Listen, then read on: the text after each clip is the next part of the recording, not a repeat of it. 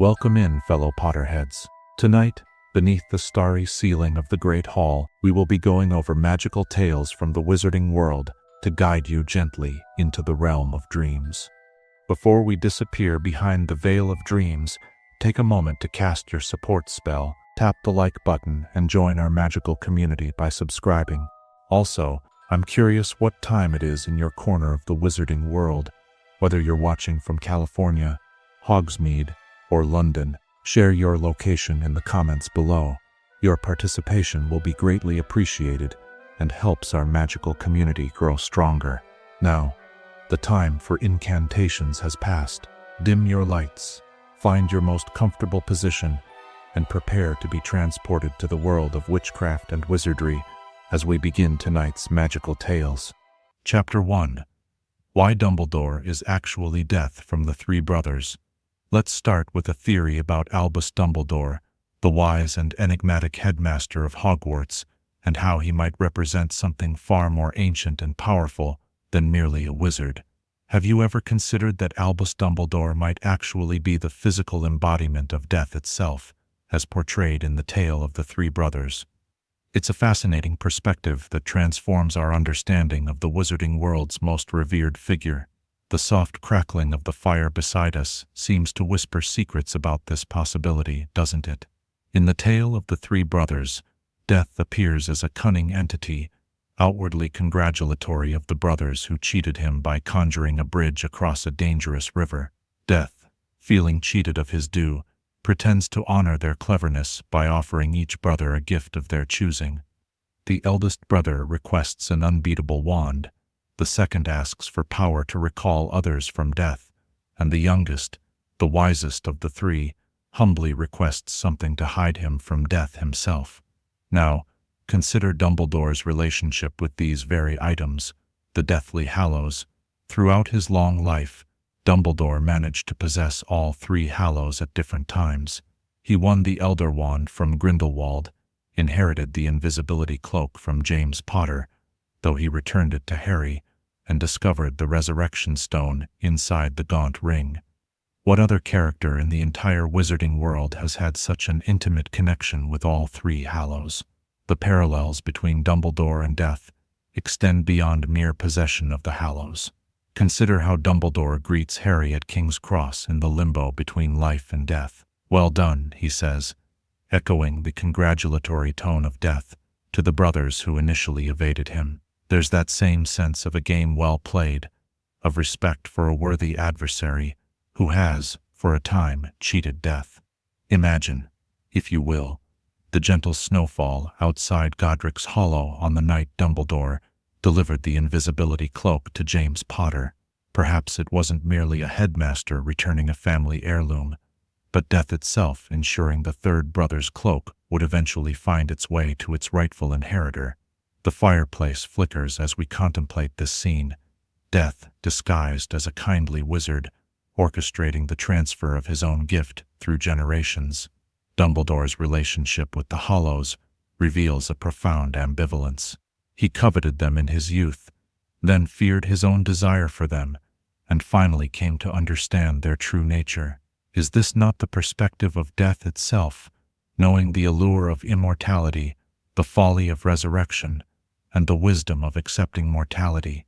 The flames dance as we consider this possibility, casting long shadows across the floor.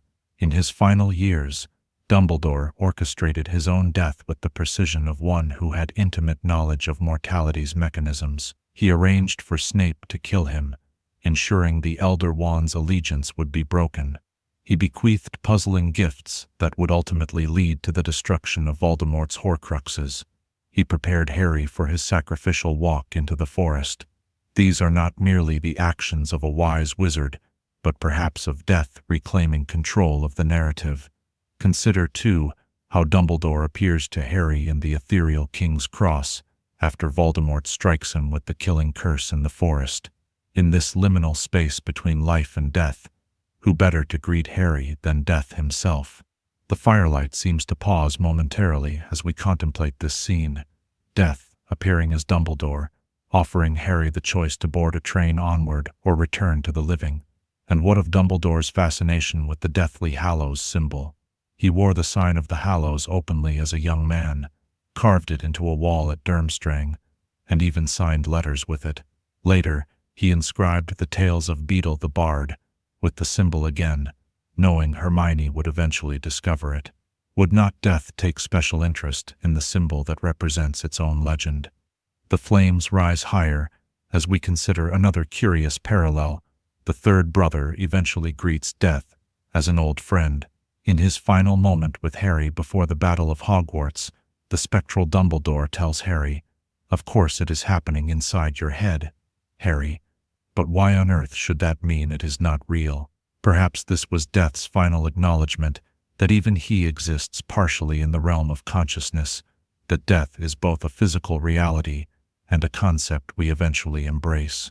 If Dumbledore is death, then his century-long game with Tom Riddle takes on new significance. Voldemort, whose very name means flight from death, represents the ultimate attempt to cheat death. Like the eldest brother, Voldemort sought power that would make him invincible, and like death in the tale, Dumbledore patiently waited, knowing that even the most determined can only delay the inevitable. The fireplace crackles in agreement as we ponder this cosmic game of patience. Dumbledore's often quoted wisdom about death suddenly carries deeper meaning. To the well-organized mind, death is but the next great adventure. These are not merely comforting words from a wise teacher, but perhaps the honest perspective of death itself, inviting us to see mortality not as an end, but as a transition.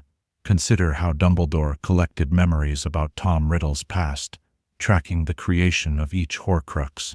Is this not death keeping inventory of what has been stolen from its domain? The shadows from our fire dance along the walls as we contemplate death, disguised as a headmaster, methodically preparing to reclaim what a defiant wizard had tried to place beyond its reach. What of Dumbledore's piercing blue eyes, often described as X-raying those he gazed upon? Perhaps this was no mere legilimency, but death's ability to see the lifespan of all beings, to know precisely how much time remained to them. The flames seem to burn blue for a moment as we consider this possibility. And then there's Fawkes, Dumbledore's phoenix companion. What more appropriate familiar for death than a creature that constantly dies and is reborn? Death, after all, understands the cycle of existence better than any living being. The fire pops and sends sparks upward, reminiscent of a phoenix's rebirth. Even Dumbledore's taste for sweets takes on new meaning. Death, having existed since the beginning of life itself, might well develop an appreciation for small pleasures. One can never have enough socks, he tells Harry when asked what he sees in the mirror of Arist. Perhaps death, having walked alongside humanity for millennia, has come to appreciate the simple comforts that make mortality bearable. The firelight dims slightly as we approach our theory's conclusion. If Dumbledore is indeed death personified, then his ultimate lesson to Harry, that love is the most powerful magic of all, suggests something profound about death's own nature. Perhaps death is not the enemy we fear, but the most patient teacher of all, guiding us toward the understanding that our connections with others give meaning to our limited time. In the gentle warmth of this fireplace, as the theory settles around us like soft ash, consider this final thought. What if death, in taking the form of Albus Dumbledore, sought not to conquer wizards but to teach them? What if the greatest lesson of the Harry Potter series is not how to defeat death, but how to greet it, like the third brother, as an old friend? As the firelight flickers and the night grows deeper around us, I invite you to ponder, if Dumbledore truly were the personification of death, how might that change your understanding of his guidance throughout Harry's journey? And in your own journey through the magical world of these stories, what might death, wearing half-moon spectacles and offering a lemon drop, wish to teach you? Chapter 2. How Harry Potter is a secret descendant of Godric Gryffindor.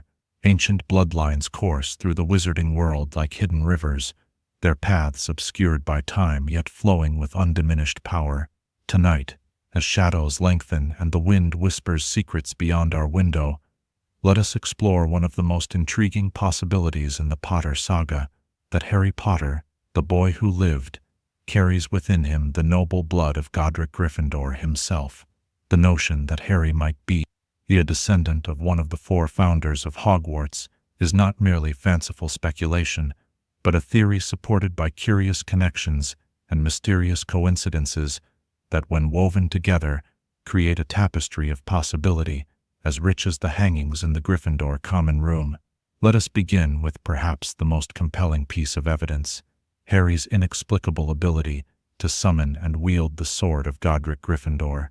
During his desperate battle with the basilisk in the Chamber of Secrets, the Sorting Hat produced the ruby-encrusted sword, placing into Harry's hands the personal weapon of Gryffindor himself. The sword, we're told, presents itself only to worthy Gryffindors in times of need. But what constitutes worthy? Dumbledore explains that only a true Gryffindor could have pulled that out of the hat. The ambiguity in this statement is telling. Does true refer merely to character traits, or might it hint at something more fundamental, a true bloodline connection? Consider how the sword behaves with Harry.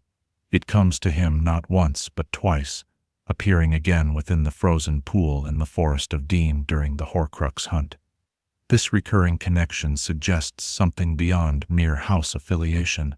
The sword seems almost drawn to Harry, as though recognizing something in his very essence. Imagine, if you will, the ancient magic that might reside in such a weapon, magic attuned to the very blood of its creator. Perhaps when Harry grasped that hilt, something resonated between metal and flesh, between ancient enchantment and living blood. That only happens when familial magic recognizes its own. The connection between Harry and Godric Gryffindor extends beyond the sword. Consider the curious coincidence of Harry's birthplace, Godric's Hollow. This village, named for Gryffindor himself, has been home to many notable wizarding families throughout the centuries. That the Potters chose to settle there might not be mere chance, but an unconscious pull toward ancestral land. Picture the quaint village as it might have been 1,000 years ago. Perhaps Godric Gryffindor himself walked those same paths, built the first structures that would grow into the community where Harry was born. The magical connection to place is powerful in the wizarding world. We see this in how certain locations hold magical properties for generations. The Potter family itself is described as an old wizarding lineage, not sacred 28 perhaps, but ancient nonetheless. In the tales of Beedle the Bard, we learn that the Peverils from whom Harry descends through the invisibility cloak lived during the time of the Hogwarts founders. This places Harry's ancestors in the right historical period to have potentially interbred with Gryffindor's line. Imagine the possibility: a daughter of Gryffindor, perhaps, wedding a son of Peveril, their bloodlines mingling like streams, joining to form a river that would eventually lead to Harry. Or perhaps the connection came later, a grandchild or great-grandchild of the founder finding love with a Potter ancestor. Then there is Harry's natural affinity for Gryffindor's values. While the Sorting Hat considered Slytherin, Harry's inherent courage, chivalry, and determination, all traits prized by Gryffindor, ultimately proved dominant. What appears to be personality might also be the quiet influence of heredity, ancient magical genes expressing themselves through character as much as through appearance or ability. Close your eyes and envision the magical signature that might be passed down through such a lineage, not obvious like Parseltongue, but subtle qualities of spirit and magic. Perhaps the extraordinary power Harry occasionally demonstrates, like producing a corporeal Patronus at 13, stems not just from emotional strength but from ancestral magical potency. If Harry is indeed Gryffindor's descendant, why was this connection never explicitly revealed? The answer may lie in the calculated secrecy that surrounds so many aspects of Harry's life. Dumbledore, who knew far more than he ever shared, might have protected this knowledge deliberately. Imagine the weight of such a revelation. Harry, already burdened with being the boy who lived, and the subject of prophecy, would have carried the additional expectation of living up to a founder's legacy. Moreover, knowledge of such a connection might have made Harry an even greater target for Voldemort, who himself claimed connection to Slytherin and might have seen killing Gryffindor's heir as poetically appropriate. There is another, more subtle possibility for the secrecy, the protection it offered. Just as Lily's blood protection worked through Petunia, perhaps some ancient protective magic of Gryffindor's could only function while the connection remained unacknowledged.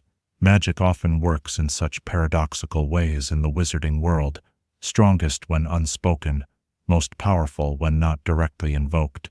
The historical relationship between Godric Gryffindor and Salazar Slytherin adds another layer to this theory. Their legendary falling out, which led to Slytherin's departure from Hogwarts, created a rivalry that would echo through the centuries. How fitting, then, that the descendant of Slytherin would mark the descendant of Gryffindor as his equal, unknowingly setting in motion the events that would lead to his own downfall. Visualize this centuries-long conflict culminating in Harry and Voldemort's final duel, not merely a battle between good and evil, light and dark, but the resolution of an ancient feud between two founders whose disagreement shaped the very institution of Hogwarts. The circular perfection of such a conclusion feels narratively right, as though the magical world itself demanded this symmetry. Consider, too, the unique characteristics of Harry's wand, its phoenix feather core coming from the same phoenix as Voldemort's wand. While this connection is explicitly tied to the relationship between Harry and Voldemort, it might also reflect something deeper about Harry's magical heritage. The phoenix, a creature of remarkable power and rebirth, chose to give feathers that would become the cores of wands belonging to two descendants of Hogwarts founders, perhaps recognizing and responding to that ancient magic. The Hollywood of Harry's wand offers another subtle clue. Holly has long been associated with protection and defense against evil, fitting for a descendant of Gryffindor, whose house values protecting the innocent and standing against darkness. The wand, as Ollivander reminds us, chooses the wizard, perhaps responding to bloodlines and magical heritage as much as to character. Let us now consider the peculiar connection between Harry and the Gryffindor common room. Upon first entering it, Harry immediately feels at home, a sensation beyond merely finding his house welcoming. The narration specifically notes that Harry couldn't imagine a better place. This instant affinity might be more than psychological comfort. It might be recognition at a magical level, ancient spells responding to the presence of the founder's blood. Picture Harry sitting before the Gryffindor fire, unknowingly occupying the same space where his ancient ancestor might have sat a millennium earlier. Magic remembers in the wizarding world.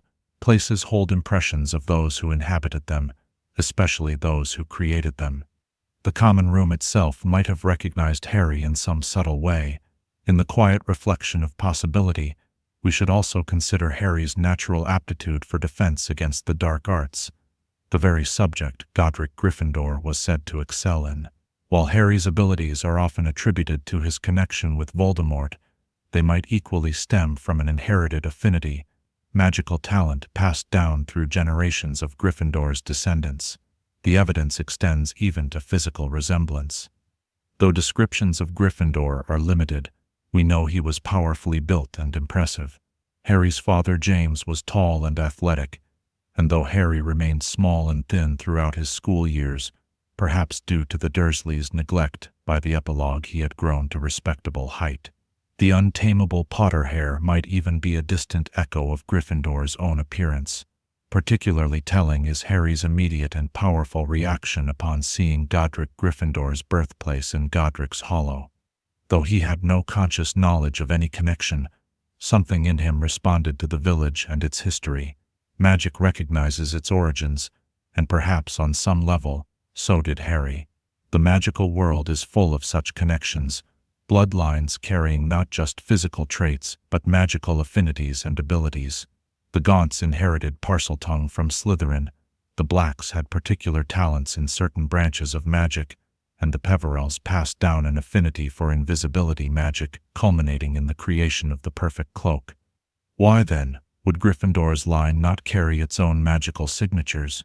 If we look at Neville Longbottom, the other child who might have fulfilled the prophecy, we see a similar pattern. Initially appearing weak in magic, Neville eventually demonstrated extraordinary courage and importantly, was also able to summon the Sword of Gryffindor during the Battle of Hogwarts. Could both boys carry traces of Gryffindor's blood, explaining why either might have been the prophecy child? The quietness of this theoretical bloodline, its unacknowledged presence, aligns perfectly with Harry's character. Unlike Voldemort, who boasted of his connection to Slytherin, Harry never sought status or power based on ancestry. This humility, ironically, makes him more like what we know of Godric Gryffindor, who valued deeds over lineage. As we near the end of our exploration of this theory, let us consider one final piece of evidence: Harry's extraordinary ability to resist the imperious curse. While this resistance is attributed to his strong will, it might also reflect an inherited magical resistance. Godric Gryffindor, living in an era when the dark arts were more openly practiced, would likely have developed significant resistances to magical control, resistances that might have been passed down through his bloodline. The tapestry of connections is rich and complex. The sword, the birthplace, the wand, the natural affinities, the similarities in character. Individually, each might be dismissed as coincidence, but together they weave a compelling possibility that Harry Potter, unknowingly, carried within him the blood of Godric Gryffindor. As the night deepens around us and the fire burns low, I invite you to consider, if Harry truly were a descendant of Gryffindor, how might that knowledge have changed his understanding of his place in the wizarding world? And beyond the question of heritage, what does the possibility tell us about the nature of magic itself, how it flows through bloodlines, connects across centuries, and perhaps in its own mysterious way, ensures that ancient balances are maintained when they are most needed? Chapter 3. Why the Dursleys were cruel because Harry was a Horcrux. The mysteries of dark magic often extend beyond our immediate understanding, their tendrils of influence reaching into the most mundane aspects of existence.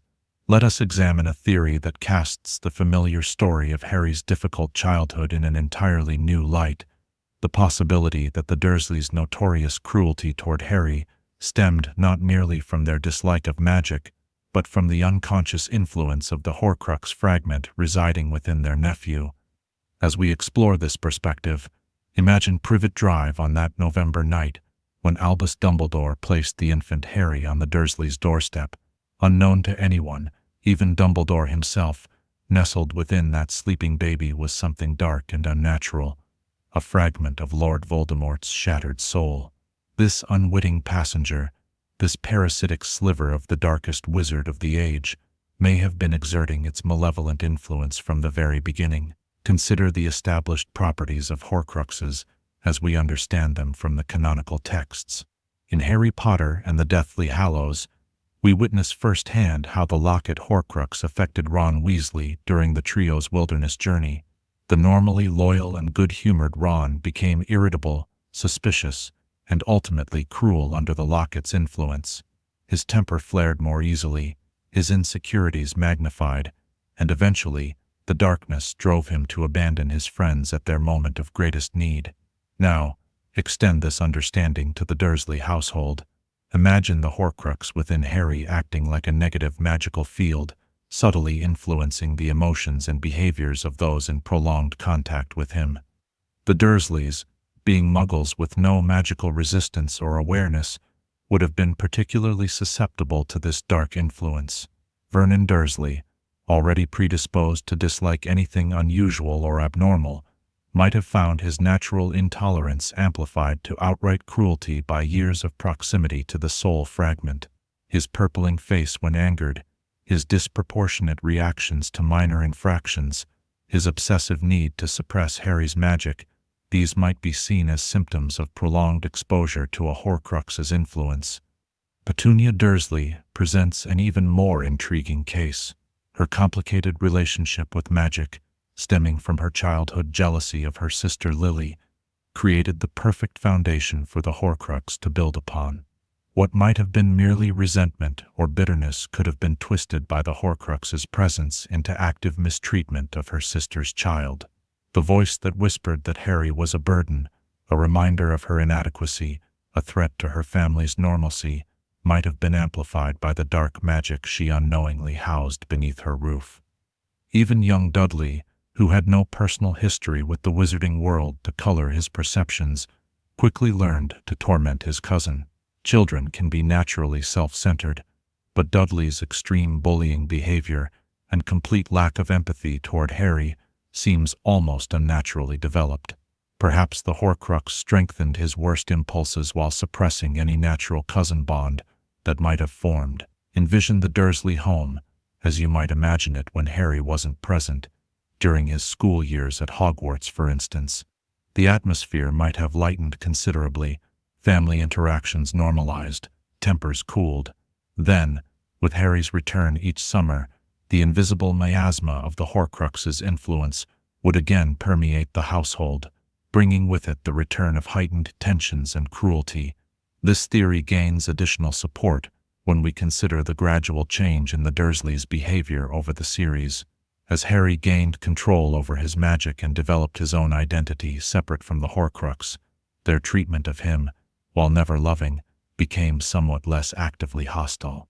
By the time Harry was 17 and preparing to leave Privet Drive forever, Dudley had even developed enough perspective to express gratitude to Harry for saving his life, suggesting that the Horcrux's hold had weakened as Harry matured. The pattern becomes even more compelling when we examine specific incidents from the books. Consider the infamous incident when Aunt Marge visited and cruelly insulted Harry's parents, triggering his uncontrolled magical outburst that inflated her like a balloon. The extraordinary level of viciousness in her comments, from someone who had even less direct connection to Harry's world than the Dursleys, suggests an unusual degree of provoked malice.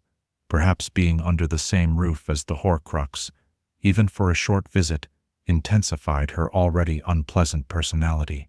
Similarly, recall Uncle Vernon's almost manic determination to prevent Harry from attending Hogwarts, reaching the point of taking the entire family to a remote shack on a rock in the sea during a storm. This behavior goes beyond mere disapproval. It suggests an almost unnatural obsession, perhaps fueled by the Horcrux's unconscious desire to prevent Harry from learning about magic and eventually discovering the truth about himself. Some might argue that this theory absolves the Dursleys of responsibility for their actions, but that misunderstands the subtle nature of the Horcrux's influence. The darkness didn't create their flaws, it merely amplified what already existed. Vernon's closed-mindedness, Petunia's bitterness, Dudley's spoiled nature, all were their own. The Horcrux simply removed the social restraints and moral hesitations that might otherwise have prevented these traits from expressing themselves as outright abuse. There's a certain poetic symmetry to this theory as well. Harry, unwittingly carrying this burden, suffered not only the direct effects of being a Horcrux, the connection to Voldemort's mind, the pain in his scar, but also the secondary effect of inspiring mistreatment from his guardians. The cruelty he endured at the Dursleys' hands was, in a way, another scar left by Voldemort, invisible but perhaps even more painful than the lightning bolt on his forehead. The moment in Deathly Hallows when Harry walks to his death in the Forbidden Forest takes on additional significance through this lens. When the killing curse struck Harry and destroyed the Horcrux within him, it didn't just free him from his connection to Voldemort, it might have also lifted the cloud of negative influence that had shadowed his relationships since infancy. Had Harry returned to live with the Dursleys after this moment, which thankfully he did not need to do, one wonders if their treatment of him might have been markedly different. This perspective also offers an intriguing parallel to Harry's interactions with the Dursleys in the epilogue. While the canonical epilogue doesn't detail Harry's adult relationship with his aunt and uncle, J.K. Rowling has stated that Harry maintained some contact with Dudley in later years. Perhaps without the Horcrux's influence, the cousins were finally able to establish something resembling a normal family relationship. Imagine the Dursley home in the weeks after Harry left for the final time, as the lingering effects of 17 years of exposure to the Horcrux gradually faded. Might there have been moments of confusion or even regret as they reflected on their treatment of Harry? Did they ever wonder why their reactions to him had been so extreme, so inconsistent with their self-image as respectable, normal people? The theory becomes particularly compelling when we consider it alongside Dumbledore's decision to place Harry with the Dursleys. Dumbledore, for all his wisdom, never explained exactly why Harry had to remain in a household where he was clearly unwelcome. He spoke of blood protection through Lily's sacrifice, but could there have been another layer to his reasoning? Perhaps Dumbledore suspected that the fragment of Voldemort's soul would have a more pronounced negative effect on a wizarding family who would be more attuned to magic. The Dursleys' very muggleness might have provided a dampening effect, making the Horcrux's influence unpleasant but not catastrophic. Consider also how this theory recontextualizes Harry's remarkable capacity for love and friendship despite his upbringing. If the Dursleys' worst treatment was supernaturally influenced rather than a reflection of normal human behavior, it might have been easier for Harry to separate this experience from his general view of people. He never internalized the idea that cruelty was the natural order of things, perhaps because on some level he sensed the unnaturalness of his situation. The cupboard under the stairs takes on a new symbolic significance in this reading, a small, dark space where the Dursleys instinctively contained both Harry and, unknowingly, the dark magic he carried. There's an almost primitive logic to it, as though on some unconscious level they sensed the wrongness within him and sought to isolate it from their normal family life. For those who might question why the Dursleys didn't simply abandon Harry if the Horcrux made them feel such aversion, we must remember the blood protection that Dumbledore established. This ancient magic likely created a counterbalancing compulsion that prevented them from actually sending Harry away, creating a terrible tension. They couldn't bear to accept him fully, but neither could they bring themselves to cast him out completely. As our exploration of this theory draws to a close, we're left with a more nuanced understanding of the complex dynamics at work in Harry's childhood. The Dursleys were neither innocent victims of magical manipulation, nor were they solely responsible for the extent of their cruelty. The truth, as it so often does in the wizarding world, lies somewhere in the shadowy space between intention and influence, between choice and compulsion. The subtle evil of a Horcrux is that it doesn't create darkness where none exists. It simply nurtures and amplifies the darkness already present in human hearts. Vernon's prejudice, Petunia's jealousy, Dudley's entitlement, all were their own. But the intensity with which these flaws manifested in their treatment of Harry might well have been the whispered encouragement of the soul fragment that lived under their roof for 17 long years. As the night grows deeper and our theoretical musings begin to give way to dreams, consider this: how thin is the line between our natural inclinations and the influences that shape their expression. If a fragment of dark magic could so profoundly affect the behavior of otherwise ordinary people, what does that tell us about the fragility of human goodness? And conversely, what does Harry's ability to emerge from this environment with his capacity for love intact tell us about the resilience of the human spirit in the face of darkness? Chapter 4. How Crookshanks was actually the Potter's cat before their death. In the quiet hours between dusk and dawn, when the boundaries between the mundane and the magical grow thin, certain mysteries of the wizarding world seem to reveal themselves. Tonight, let us turn our attention to one such mystery, a theory about an overlooked character whose role may be far more significant than first appears. I speak of Crookshanks, Hermione's bandy-legged ginger feline companion, and the intriguing possibility that this extraordinary cat once belonged to Lily and James Potter. At first glance, this theory might seem fanciful. After all, Crookshanks enters the narrative in Harry's 3rd year, when Hermione purchases him from the magical menagerie in Diagon Alley. Yet, when we examine the evidence more closely, patterns emerge that suggest a deeper connection, one that spans years and binds together the story's past and present in unexpected ways. Let us begin with what we know of Crookshanks himself. He is described as no ordinary cat, but part nasal, a magical feline breed known for exceptional intelligence and an uncanny ability to detect untrustworthy people. The shopkeeper at the magical menagerie remarks that Crookshanks had been in the shop for quite some time because nobody wanted him. How long might quite some time be? Could it stretch back years, perhaps even to November 1981, when the Potter household was shattered by Voldemort's attack. Imagine Godric's Hollow on that fateful Halloween night. James and Lily fall defending their son, and baby Harry is taken first by Hagrid, and then delivered to the Dursleys. But what of the other possible occupant of the house? A family pet. In the chaos following the attack, with ministry officials, order members, and eventually Muggle authorities converging on the scene, it's entirely plausible that a frightened cat might have fled, eventually finding its way to Diagon Alley and the magical menagerie. The timeline allows for this possibility. Crookshanks is described as rather old for a cat. When Hermione purchases him in 1993, his squashed face and grizzled fur, suggesting an animal well into maturity.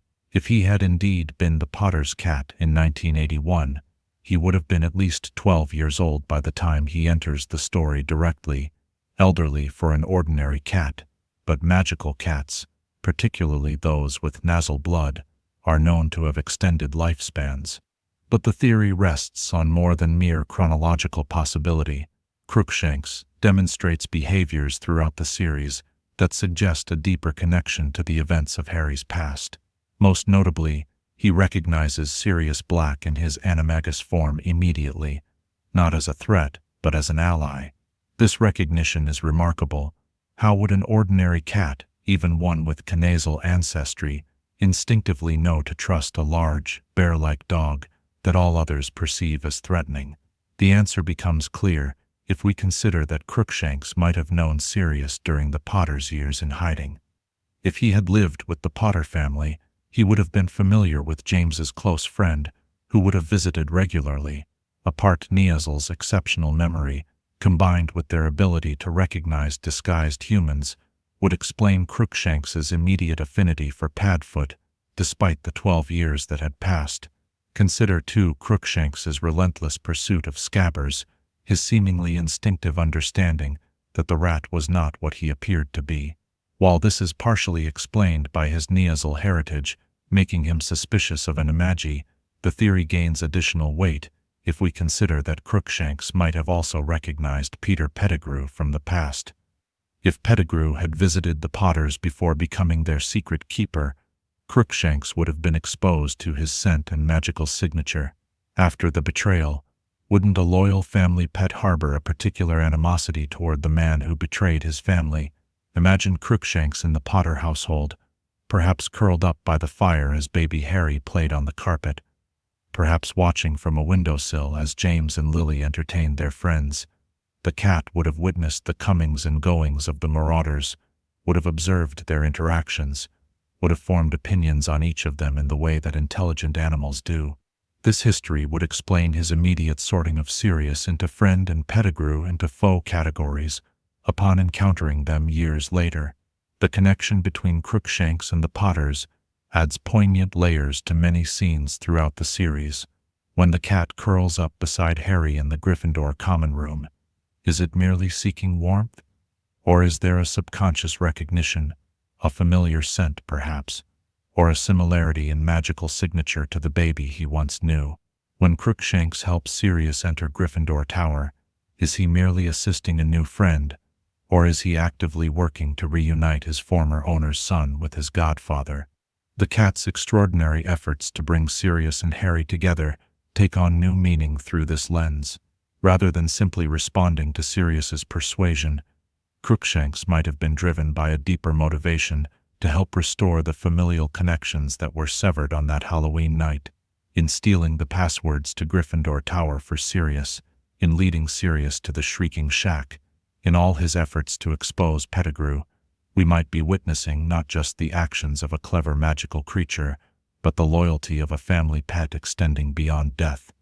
There is a melancholy beauty to this interpretation.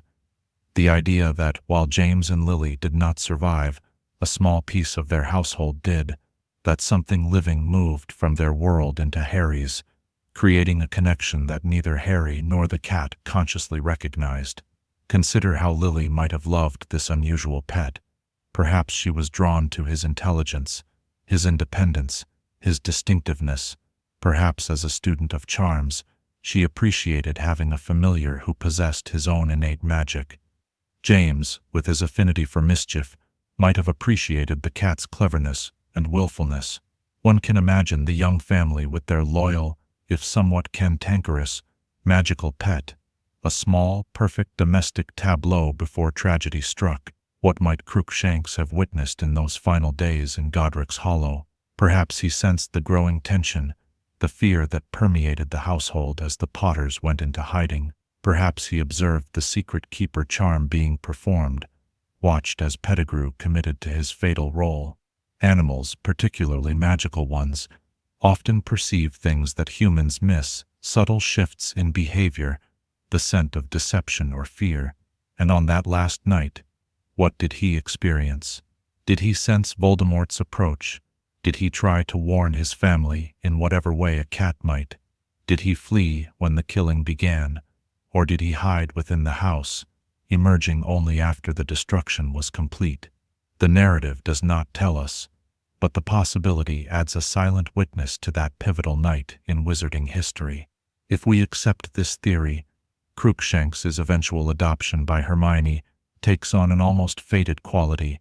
Of all the witches and wizards who might have purchased him from the magical menagerie, he ends up with the best friend of James and Lily's son, once again in proximity to Harry, once again positioned to protect a Potter, albeit in his own feline way. The cat who once watched over baby Harry now watches over the teenage Harry through his friendship with Hermione. There are practical questions, of course. How did Crookshanks survive the years between the Potter's death and his appearance in Diagon Alley? Perhaps he initially remained in Godric's Hollow, living as a stray or adopted briefly by neighbors before eventually making his way to London. Magical creatures have ways of surviving that their non-magical counterparts don't. Enhanced instincts, longer lifespans, greater resilience, or perhaps someone found him in the aftermath. Hagrid, while collecting Harry, or another Order member checking the scene, and brought him to Diagon Alley, where he eventually landed in the magical menagerie. The shop's keeper mentions that he had been there a long time because nobody wanted him, his squashed face and independent nature presumably making him less appealing than other pets. But Hermione saw something special in him, a kindred spirit perhaps, another intelligent being who didn't quite fit conventional expectations of beauty or behavior. And in choosing him, she unknowingly brought a piece of Harry's past back into his life, a silent guardian who understood more of the story than anyone realized. The evidence, while circumstantial, creates a compelling pattern. Crookshanks' immediate recognition of both Sirius and Pettigrew, his extraordinary efforts to bring Sirius and Harry together, his protective behavior toward Harry and his friends, all suggest a deeper connection than mere chance. Even his physical description offers intriguing possibilities. Crookshanks is consistently described as ginger-colored, the same shade as Lily's hair. In the magical world, where sympathetic connections often manifest in unexpected ways, might this be more than coincidence? A pet often chosen because it reminds the owner of themselves in some way. J.K. Rowling has stated that magical cats like Neasels and part Neasels can live up to 30 years or more, making Crookshanks' timeline entirely plausible. If he was a young cat when the Potters had him, he would still be well within his natural lifespan when Hermione purchased him 12 years later. As we draw toward the close of this theory, let us appreciate the layers it adds to the narrative. The wizarding world repeatedly demonstrates that connections run deeper than they appear on the surface, that magic creates bonds that transcend ordinary understanding. The idea that Harry, without ever knowing it, shared his life once again with a creature that knew and loved his parents adds a poignant thread to the rich tapestry of his story. Crookshanks, in this reading, becomes more than a clever pet or a plot device. He becomes a living link between past and present, a small, furry embodiment of continuity in a story defined by rupture and loss. His bottle-brush tail and squashed face conceal the eyes that once watched over Harry in his first home, that witnessed the love of Lily and James, that carried these memories silently through the years, until circumstances brought him back into the orbit of the boy who lived. As the night deepens around us, And this theory settles into your thoughts. Consider this question: what other silent witnesses might exist in the wizarding world? What other creatures or objects might hold memories of pivotal moments, connecting past to present in ways we've yet to discover? In a world where portraits speak and memories can be extracted as silvery threads, might not the quiet presence of a cat contain its own kind of magic, the preserved impression of a family that once was, and the promise of connections that cannot be broken even by death? Chapter 5. Why Neville was the real chosen one all along. Prophecies whisper their secrets in shadowed halls, their meanings never quite as clear as they first appear. Tonight, as starlight filters through our window and the world grows quiet, let us contemplate one of the most intriguing alternative readings of the wizarding world's central prophecy, that perhaps Neville Longbottom, not Harry Potter, was the true chosen one destined to vanquish the Dark Lord. The theory begins, as it must, with the prophecy itself. Spoken by Sybil Trelawney to Albus Dumbledore in the Hog's Head Tavern, its words set in motion the events that would shape the wizarding world for decades to come. The one with the power to vanquish the Dark Lord approaches, born to those who have thrice defied him, born as the 7th month dies. These words could have applied equally to two boys born at the end of July 1980. Harry Potter and Neville Longbottom, both sets of parents, James and Lily Potter, Frank and Alice Longbottom, were Aurors who had indeed thrice defied Lord Voldemort in the First Wizarding War. Both boys were born as July came to a close, Harry on the 31st, Neville just the day before on the 30th.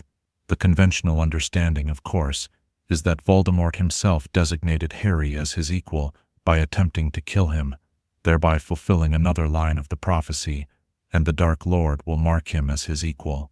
The lightning scar became the physical manifestation of this marking, setting Harry irrevocably on the path toward their final confrontation. But what if we've misunderstood the nature of this marking? What if the choice was not truly Voldemort's to make? Consider the words of Dumbledore to Harry in Order of the Phoenix. Voldemort himself created his worst enemy, just as tyrants everywhere do. Have you any idea how much tyrants fear the people they oppress? All of them realize that, one day, amongst their many victims, there is sure to be one who rises against them and strikes back. This suggests a deeper truth, that prophecies do not dictate events, but rather describe possibilities.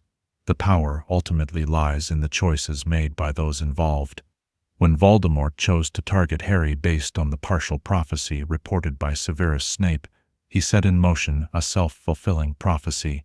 But what if his choice was arbitrary, or worse, incorrect? Imagine for a moment that we set aside the conventional interpretation. The marking need not be physical. Consider instead how both boys were marked by Voldemort's actions. Harry lost his parents and gained a scar. Neville's parents were tortured into insanity by Voldemort's followers, leaving him effectively orphaned as well.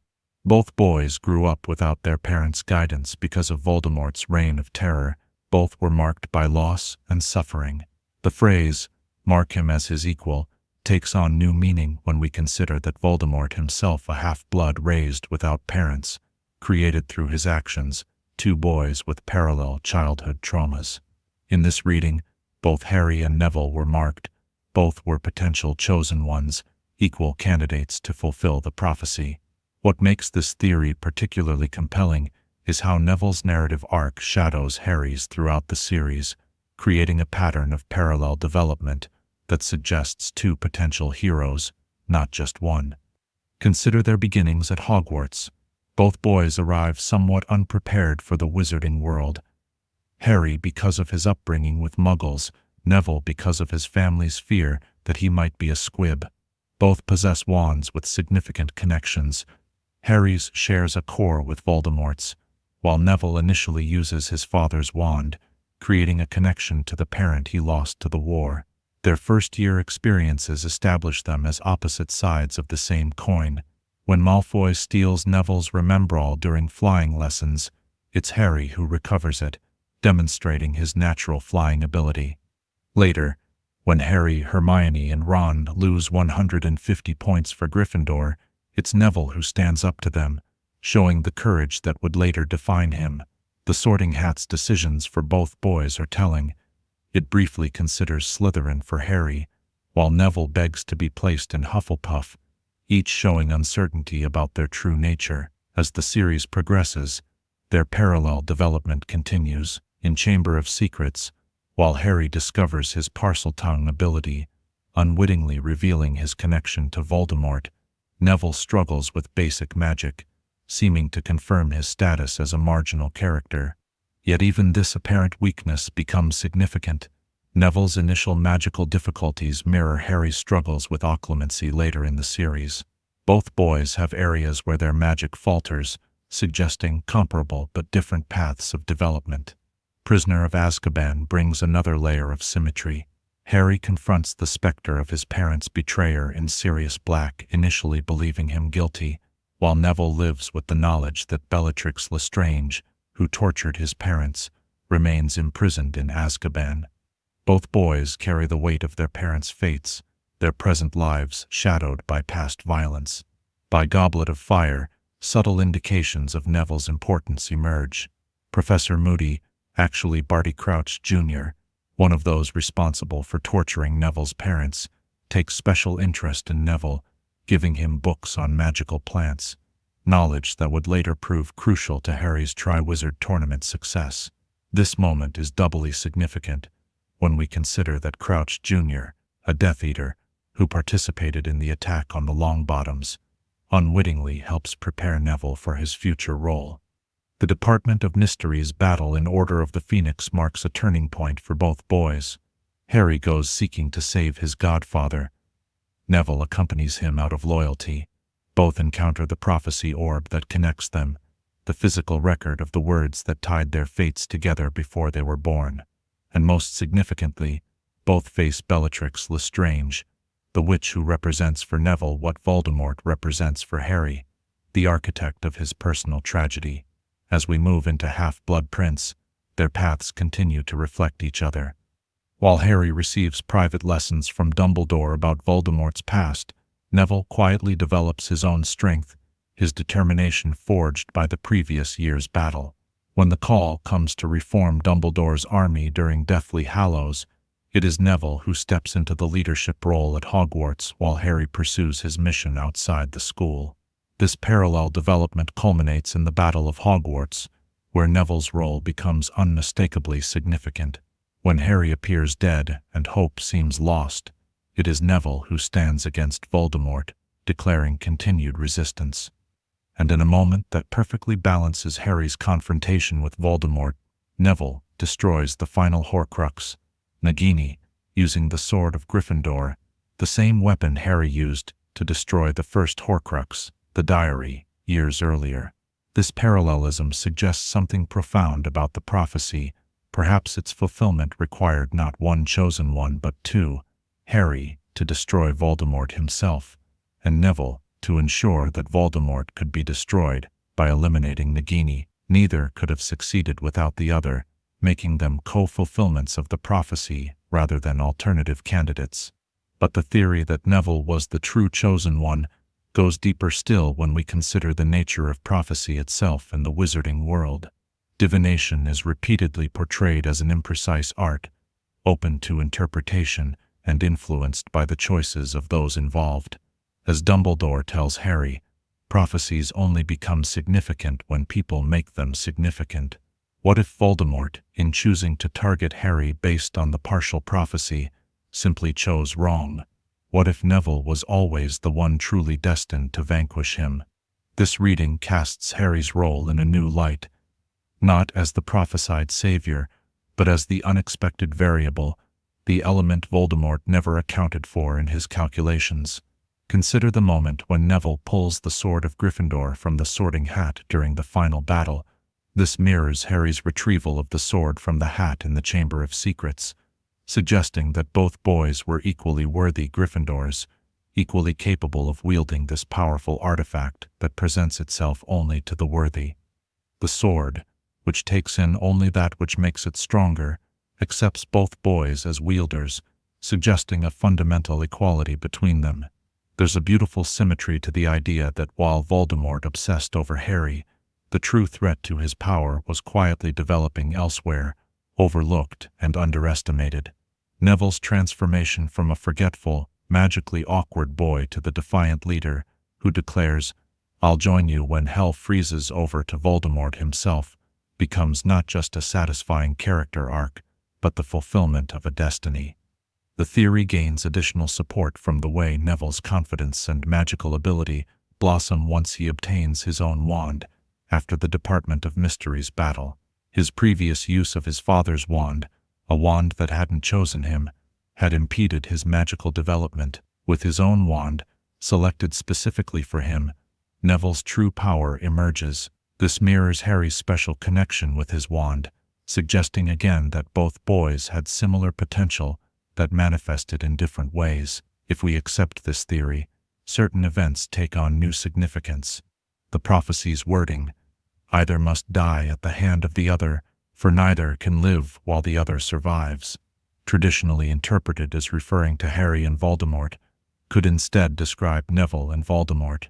Neville's parents, though alive physically, could not truly live in their state of insanity, while Voldemort's ideology survived.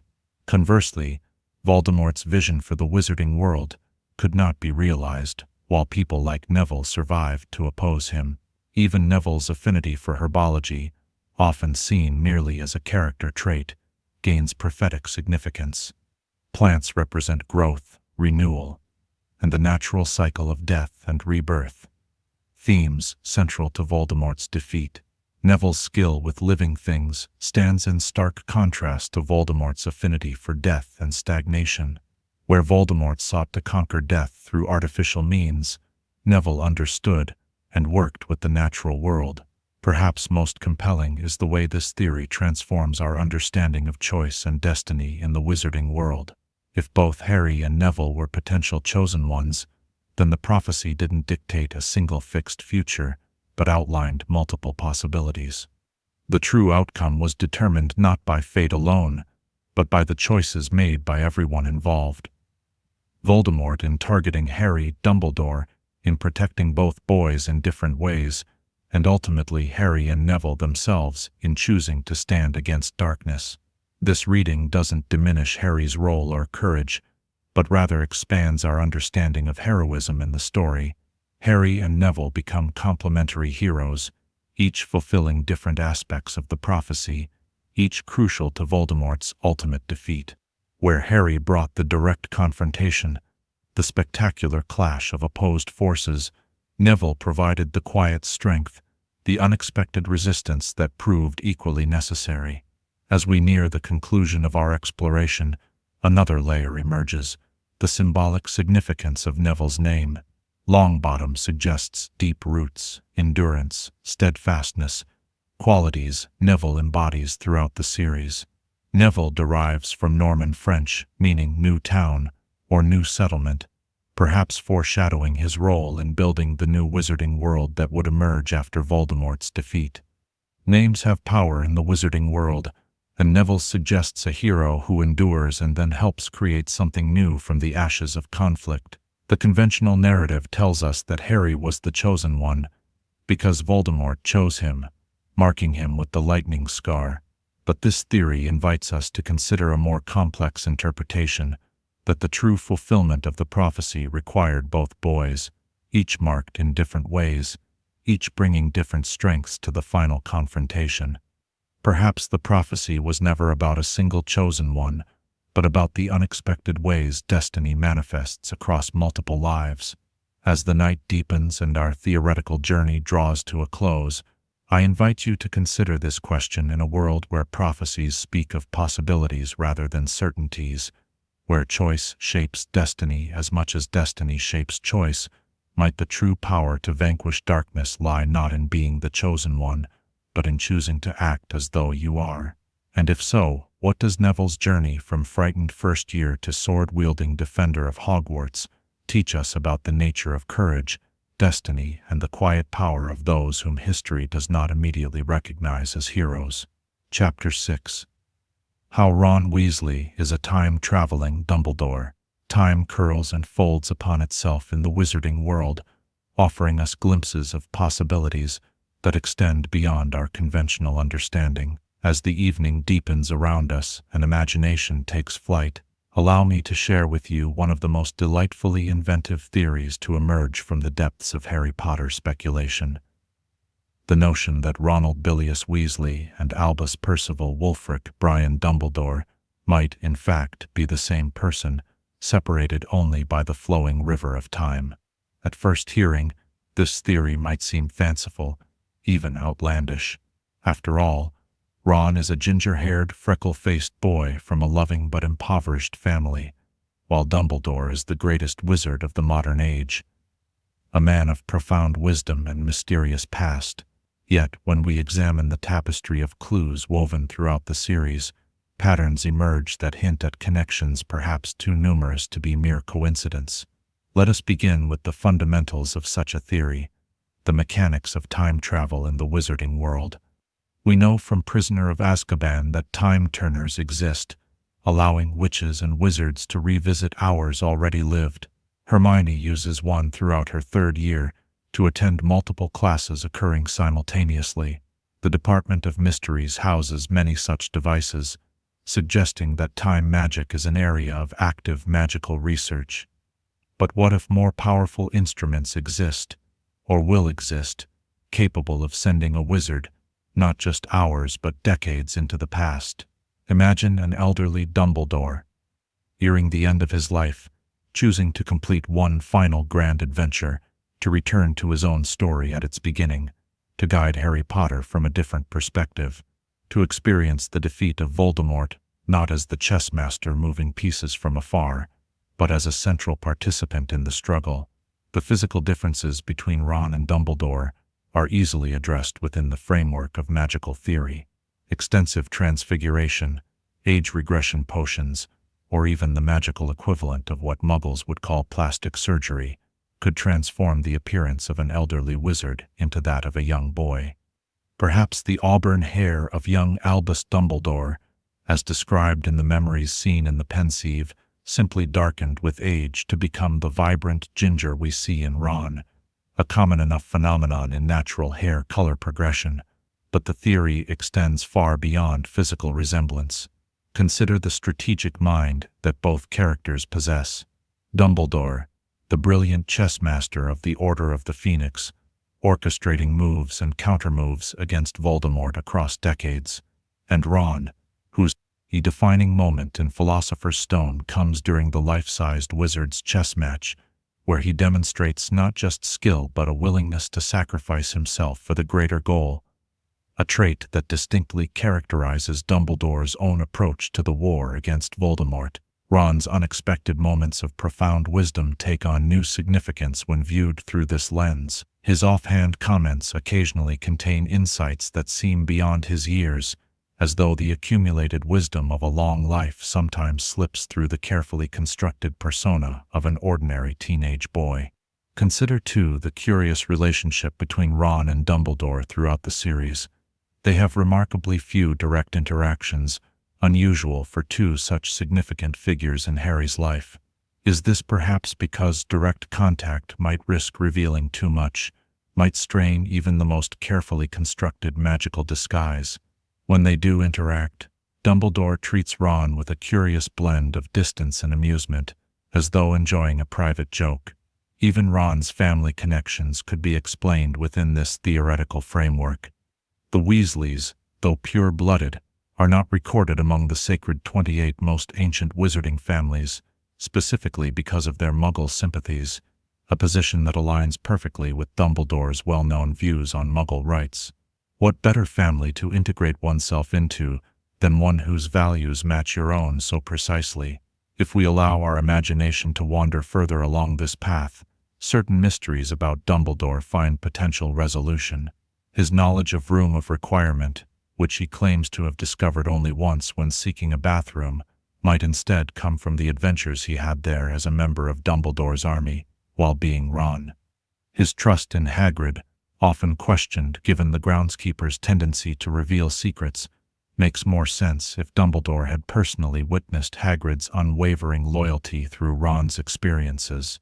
The Deluminator takes on profound significance in this reading. This unique magical device, created by Dumbledore and bequeathed specifically to Ron, guides Ron back to Harry and Hermione when he abandons the Horcrux hunt. If Dumbledore and Ron are the same person, then in creating the Deluminator, Dumbledore was essentially creating a device perfectly calibrated to his own magical signature, designed to guide his younger self back to where he knew he needed to be at the crucial moment. Even Ron's insecurities find explanation in this theory. His feelings of inadequacy compared to his brothers, his jealousy of Harry's fame, his fear of being overlooked. These might be the carefully constructed psychological scaffolding of a wizard playing a role, or perhaps the genuine emotions of someone who chose to experience life from an entirely different perspective the second time around. The more whimsical aspects of Dumbledore's personality align surprisingly well with Ron's character. Both have a pronounced sweet tooth, Ron constantly consuming treats from the Hogwarts Express trolley, Dumbledore professing love for sherbet lemons and chamber music. Both display a certain disregard for formal rules when they conflict with personal values. Both harbor a deep appreciation for comfortable socks, Dumbledore claiming them as his heart's desire in the Mirror of Erised, Ron receiving maroon ones every Christmas. Their magical capabilities, while apparently vastly different, show interesting parallels when examined closely. Dumbledore is a noted alchemist who worked with Nicholas Flamel.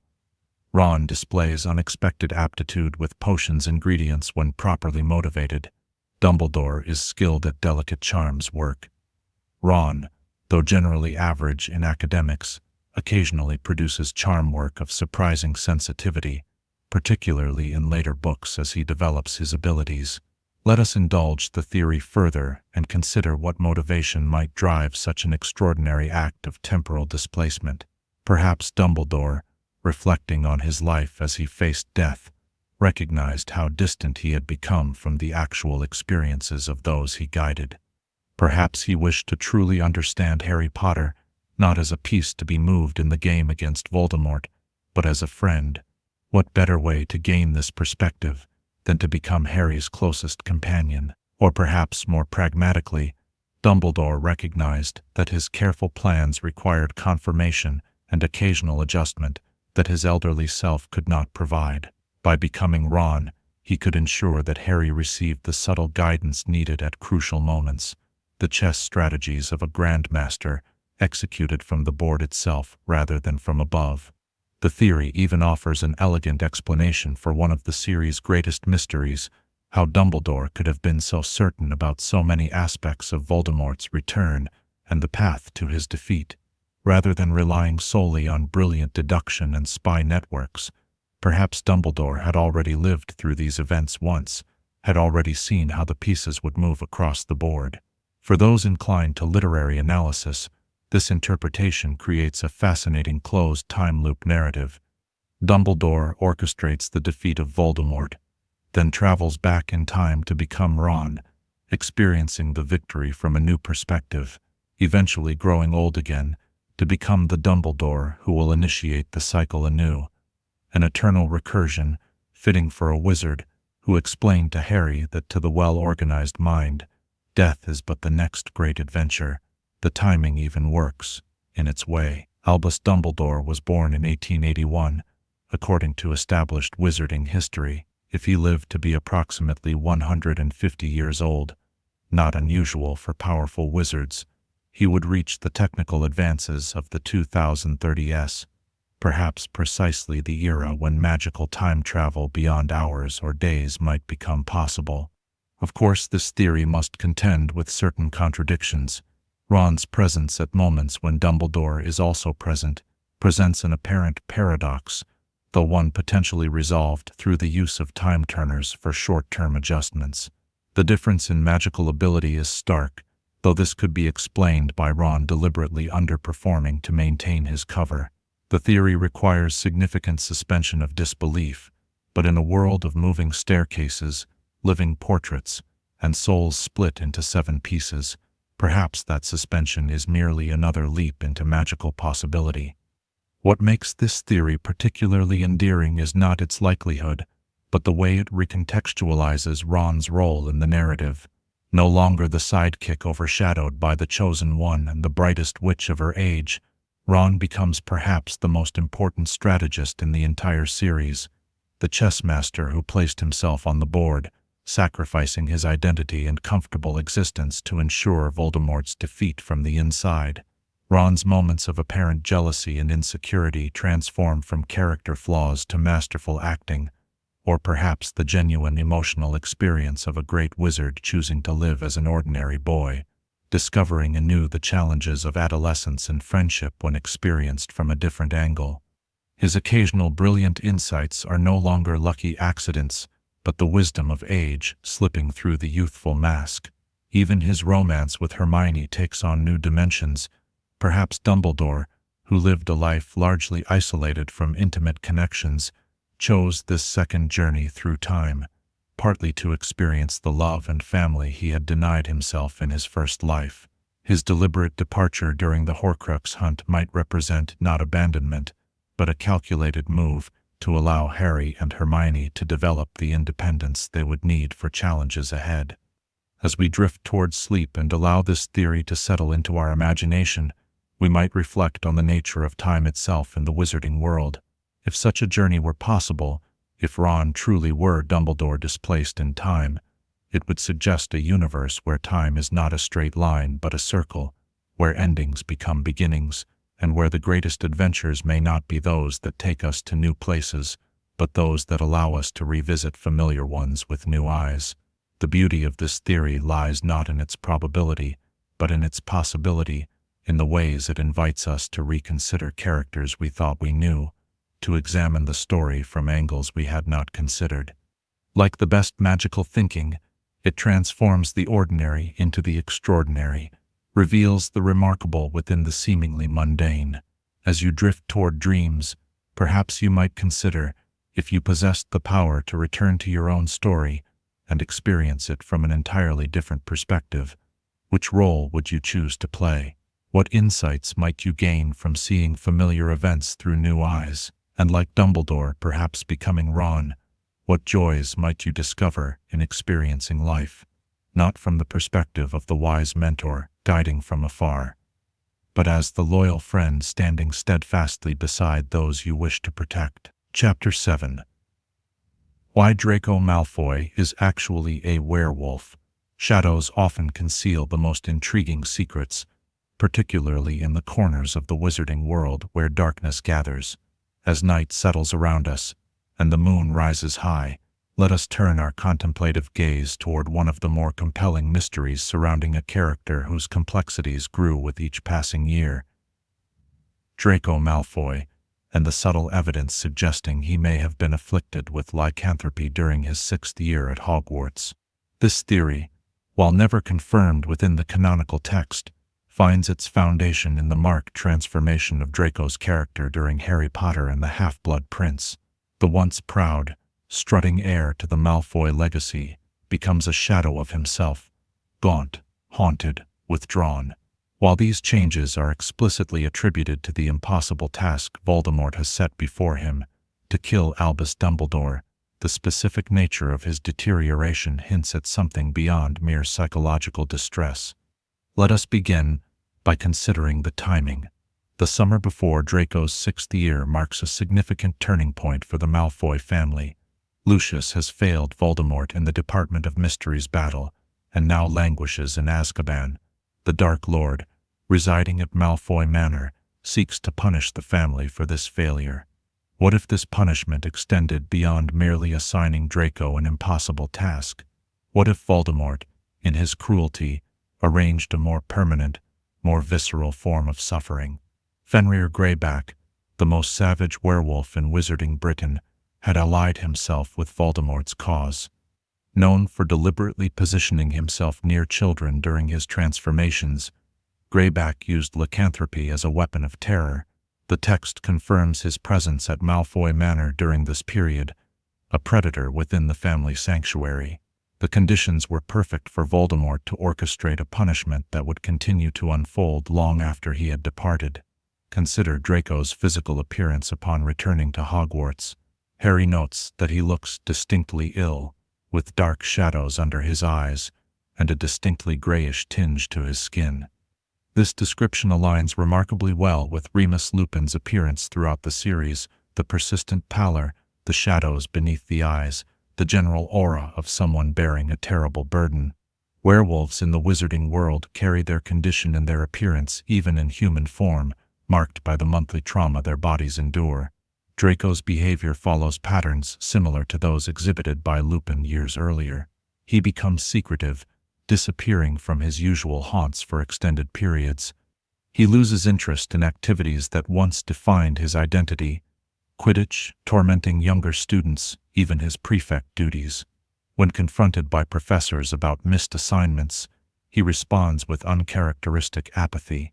These behavioral changes mirror Lupin's careful self-isolation, his need to create distance between himself and others as a form of protection. There are specific dates worth examining through this theoretical lens. Draco's most significant absences, including his disappearance from the Hogwarts Express at the beginning of term, where Harry finds and petrifies him, and his later vanishings, noted by Harry on the Marauder's map, often align with the full moon cycle.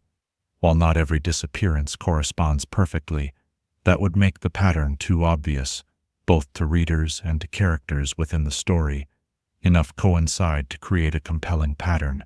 The Room of Requirement takes on new significance in this reading. Draco spends countless hours there, ostensibly working on the Vanishing Cabinet to create a Death Eater entrance into Hogwarts. But what if the room served a dual purpose? What if, on certain nights, Draco needed a secure, isolated space for his transformations, a space that would adapt perfectly to the needs of a young werewolf, desperate to hide his condition from his peers? The Room of Requirement would provide precisely what its name promises: a safe containment area, perhaps similar to the Shrieking Shack that once sheltered Lupin. Draco's emotional volatility throughout the year suggests someone struggling not just with an impossible task, but with a fundamental change to his identity. His breakdown in Moaning Myrtle's bathroom, where Harry finds him crying, reveals a level of despair beyond even what his Death Eater assignment might explain. "I can't do it. I can't. It won't work, and unless I do it soon," he says, "he'll kill me." These words take on layered meaning if we consider that it might refer not just to killing Dumbledore, but to controlling his lycanthropic condition, and that the he threatening death could be both Voldemort and the wolf within. The theory gains additional support when we consider the broader werewolf narrative in the series. Lycanthropy in the wizarding world serves as a powerful metaphor for stigmatized conditions, for the way society marginalizes those marked as other. Lupin's storyline explores this from the perspective of someone who has integrated his condition into his identity over decades, who has found ways to live with dignity despite societal prejudice. Draco's potential lycanthropy would present the opposite journey: a privileged pure blood suddenly thrust into the experience of becoming what his family has always disdained. The Malfoys, with their obsession with blood purity, would view lycanthropy as the ultimate corruption. Imagine Draco's psychological turmoil, raised to believe in his inherent superiority, now infected with a condition that would make him an outcast in the very circles he was raised to dominate. This transformation would parallel his gradual disillusionment with Voldemort's ideology. As he experiences firsthand what it means to be marked as other, the foundations of his worldview begin to crumble. His exposure to prejudice from the inside, potentially including from his own parents, would create profound cognitive dissonance, explaining much of his erratic behavior throughout the year. Snape's involvement takes on new dimensions through this theoretical lens. His protective attitude toward Draco, his unbreakable vow to Narcissa, might extend beyond shielding him from the consequences of his Death Eater assignment. As Hogwarts Potions Master, Snape would have the knowledge to brew Wolfsbane Potion, the complex concoction that allows werewolves to maintain their human consciousness during transformation. His consistent attempts to meet privately with Draco could involve not just discussions of Voldemort's task, but the management of his condition. When Draco refuses Snape's help, stating, "I've got all the assistance I need," he might be referring not just to help with the vanishing cabinet, but to alternative methods of handling his transformations. His rejection of Snape's involvement would be consistent with a teenager attempting to deal with a stigmatized condition on his own terms, echoing Lupin's initial reluctance to take the Wolfsbane potion when Snape first offered it years earlier. The Astronomy Tower encounter between Draco and Dumbledore resonates differently when viewed through this theoretical framework. Dumbledore's calm statement, "Years ago, I knew a boy who made all the wrong choices. Please let me help you," takes on added significance if he recognizes not just Draco's reluctance to commit murder, but the physical and psychological burden of lycanthropy he carries. Dumbledore, who appointed Lupin as a professor despite his condition, who created accommodations that allowed him to attend Hogwarts as a student, would see beyond Draco's Death Eater assignment to the suffering underneath. Draco's wand work throughout the 6th year shows peculiar inconsistencies. Once an able duelist, his spellcasting becomes erratic, powerful in some moments, faltering in others. This pattern aligns with magical theory about werewolves, whose magical abilities often fluctuate with the lunar cycle, reaching their apex in the days just before the full moon and their lowest point immediately after transformation. The absence of explicit confirmation in the text actually strengthens rather than weakens the theory. Lycanthropy in wizarding society carries such stigma that concealment becomes a necessity for survival. Just as Lupin's condition remained secret from his students until Snape exposed it, Draco's condition would be guarded carefully, known perhaps only to his immediate family, Snape, and possibly Dumbledore. Harry's obsession with proving Draco a Death Eater would have made him blind to the additional signs pointing to lycanthropy. Looking ahead to the 7th book, Draco's subdued presence at Malfoy Manor, his reluctance to identify Harry, his general withdrawal from active participation in Death Eater activities, could indicate a young man not just disillusioned with Voldemort's cause, but physically compromised by his condition. The prolonged stress of untreated or inadequately managed lycanthropy would exact a tremendous toll, leaving him focused on mere survival rather than ideological battles. There's a profound narrative symmetry to this reading as well. Throughout the series, Draco functions as Harry's foil, the privileged, pure-blood counterpoint to the orphaned half-blood.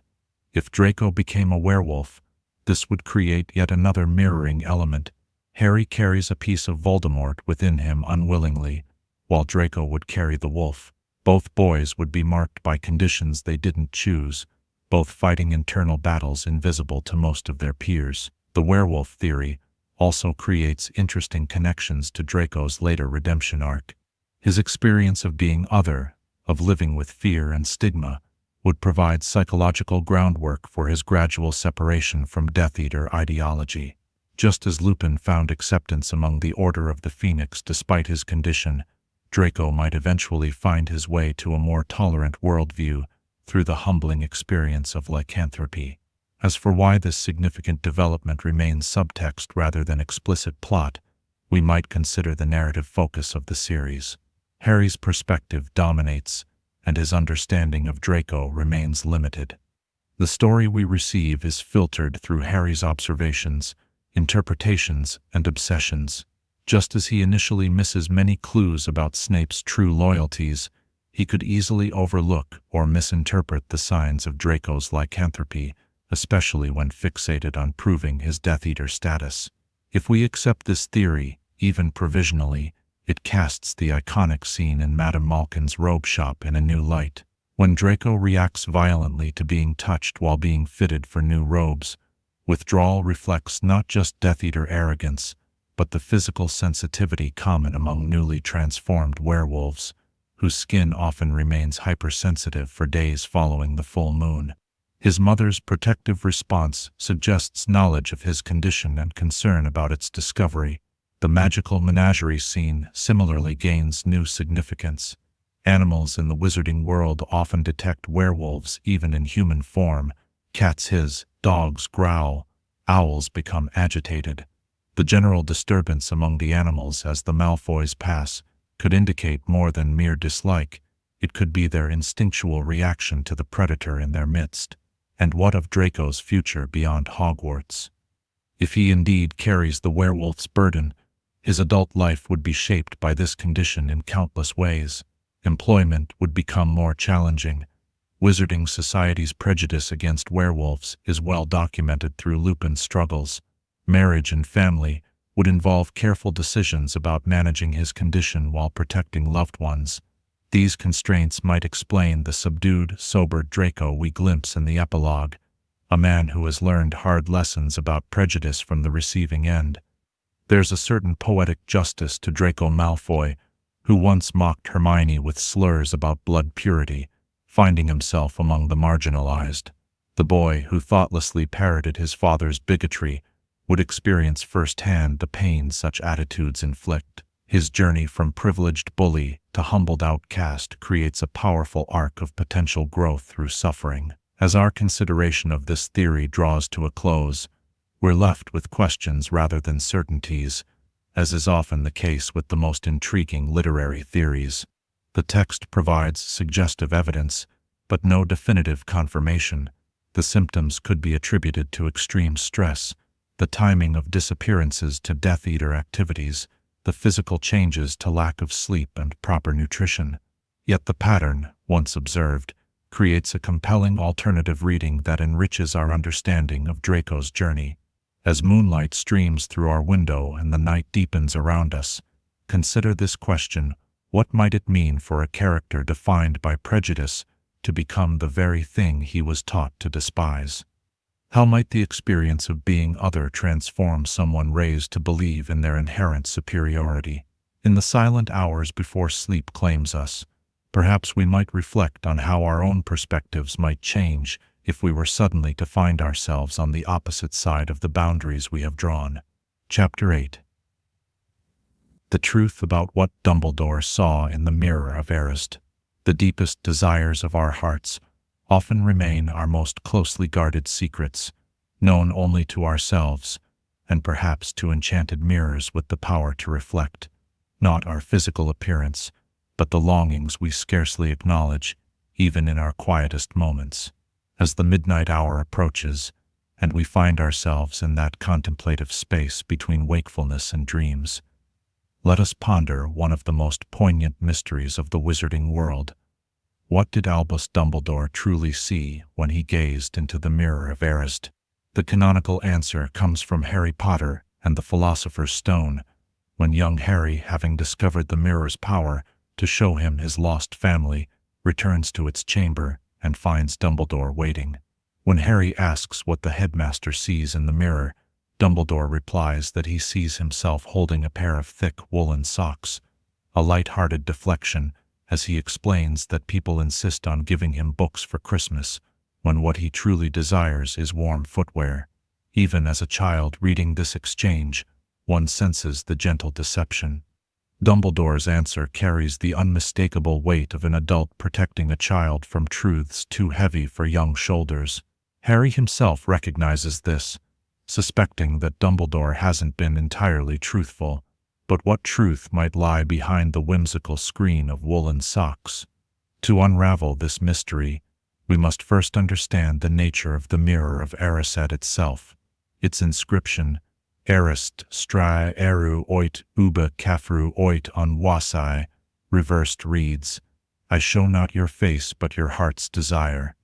The mirror reveals not superficial wants but profound longings, the deepest yearnings that define our incomplete selves. For Harry, orphaned and lonely, the mirror shows his lost family. For Ron, overshadowed by his brothers, it reveals himself standing alone in glory. The mirror cuts to the core of our most fundamental emotional needs. For Dumbledore, a man of such complexity and hidden depths, what might constitute this heart's desire? What longing would define him most essentially? To answer this, we must look beyond the kindly, eccentric headmaster to the man beneath, a man shaped by remarkable brilliance, profound guilt, and devastating personal losses. As the series progresses, We learn of Dumbledore's troubled history with his family, his father imprisoned in Azkaban for attacking Muggle boys who had harmed Ariana, his younger sister left traumatized and magically unstable by the incident. We discover his mother's accidental death at Ariana's hands, and most hauntingly, Ariana's own death during a three-way duel between Albus, his brother Aberforth, and his then-friend Gellert Grindelwald. This family tragedy forms the emotional core of Dumbledore's character. The brilliant young wizard, once determined to reshape the world alongside Grindelwald under the motto, "For the greater good," instead found himself responsible, directly or indirectly, for his sister's death. The uncertainty of whose spell actually struck Ariana only deepened his guilt, a grief compounded by the knowledge that his own ambition and infatuation with Grindelwald had created the conditions for this tragedy. Imagine Dumbledore standing before the mirror of Ariaized, this burden of decades weighing upon his spirit. What would he see? Almost certainly his family restored, Ariana alive and whole, unbroken by trauma, his brother Aberforth reconciled to him without the bitter wall of blame between them. Perhaps his parents present as well, the family circle complete as it had never been during his adult life. In this vision, Ariana would likely be central, not merely alive but thriving, her magical abilities controlled and expressed joyfully rather than suppressed in fear. The mirror might show her grown to adulthood, achieving all that had been denied her in life. For Dumbledore, who never stopped wondering what might have been had he not been so captivated by Grindelwald's vision, the sight of Ariana fulfilled would represent the redemption he could never attain in reality. This interpretation gains support from Dumbledore's actions in Deathly Hallows, when Harry encounters him in the liminal King's Cross after Voldemort's killing curse. Dumbledore speaks of Ariana with a pain still palpable after nearly a century. He confesses his youthful selfishness, his willingness to believe Grindelwald's assurances about the greater good because they validated his own desire for importance. His central regret, the defining mistake of his long life, centers on his failure to protect Ariana from the consequences of his ambition. Another layer may exist in what Dumbledore saw. Beyond family reconciliation, he might have glimpsed himself making different choices in his youth, turning away from Grindelwald's seductive vision, dedicating himself to Ariana's care, finding a way to help her control her unstable magic. The mirror might have shown him the path not taken, the life where brilliance was balanced with compassion from the beginning, where wisdom came not through devastating loss, but through loving choice. There is yet another possibility, more complex but perhaps most true to Dumbledore's character as we come to understand it. What if the mirror showed him not just his family restored, but reconciliation with Grindelwald himself? Throughout the series, hints suggest that Dumbledore's relationship with Grindelwald transcended mere friendship, that perhaps for the young Albus, Gellert represented his first, and possibly only romantic love. This dimension adds profound poignancy to Dumbledore's mirror image.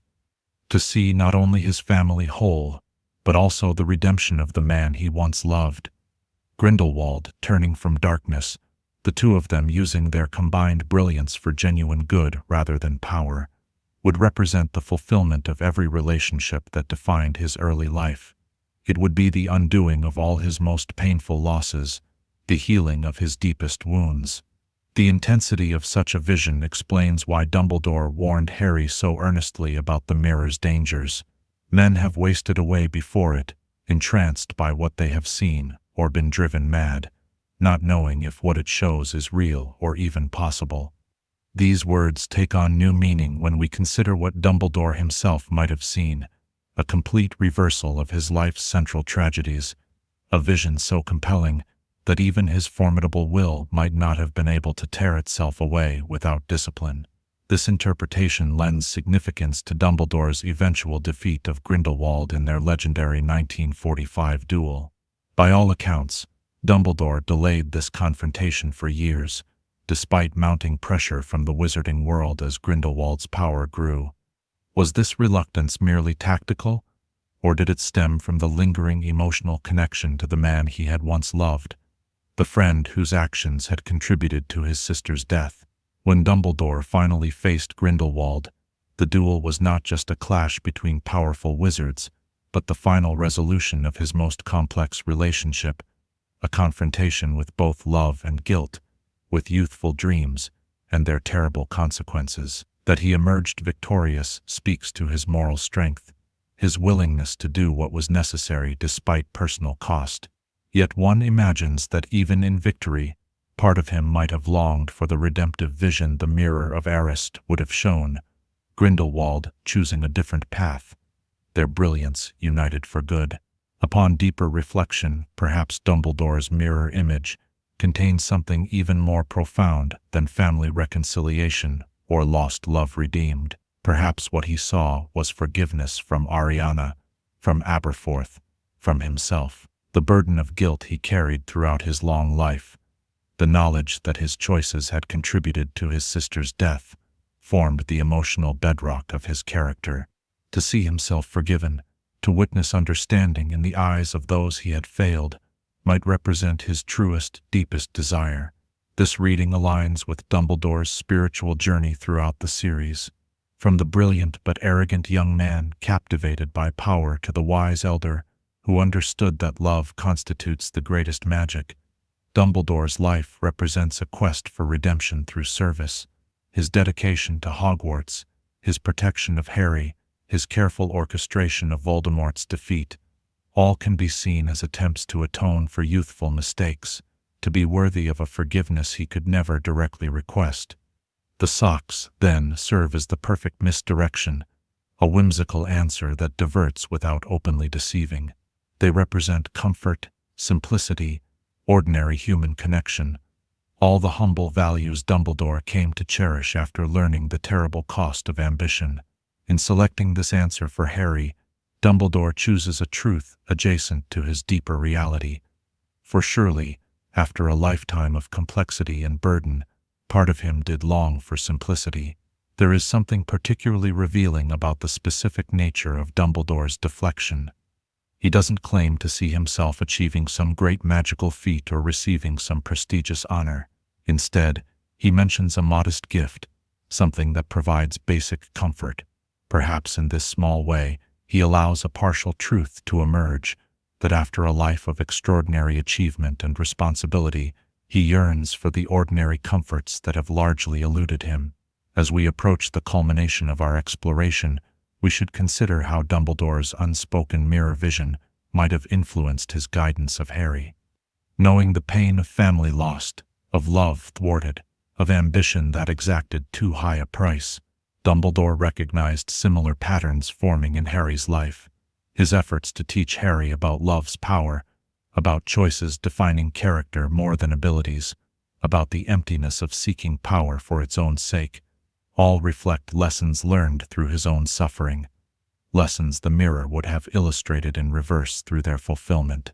When Dumbledore placed the Mirror of Erised as the final protection for the Philosopher's Stone, he demonstrated profound psychological insight.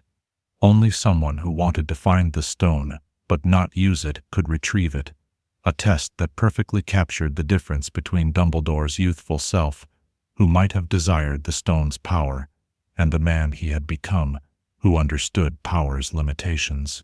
In creating this protection, Dumbledore transformed his greatest personal failure into a safeguard against another seeking immortality for selfish reasons. In our final moments of reflection, consider this: Dumbledore's true mirror vision, whatever its exact content, almost certainly centered on redemption for past mistakes, the undoing of actions that could never be undone, the healing of wounds that shaped his entire life.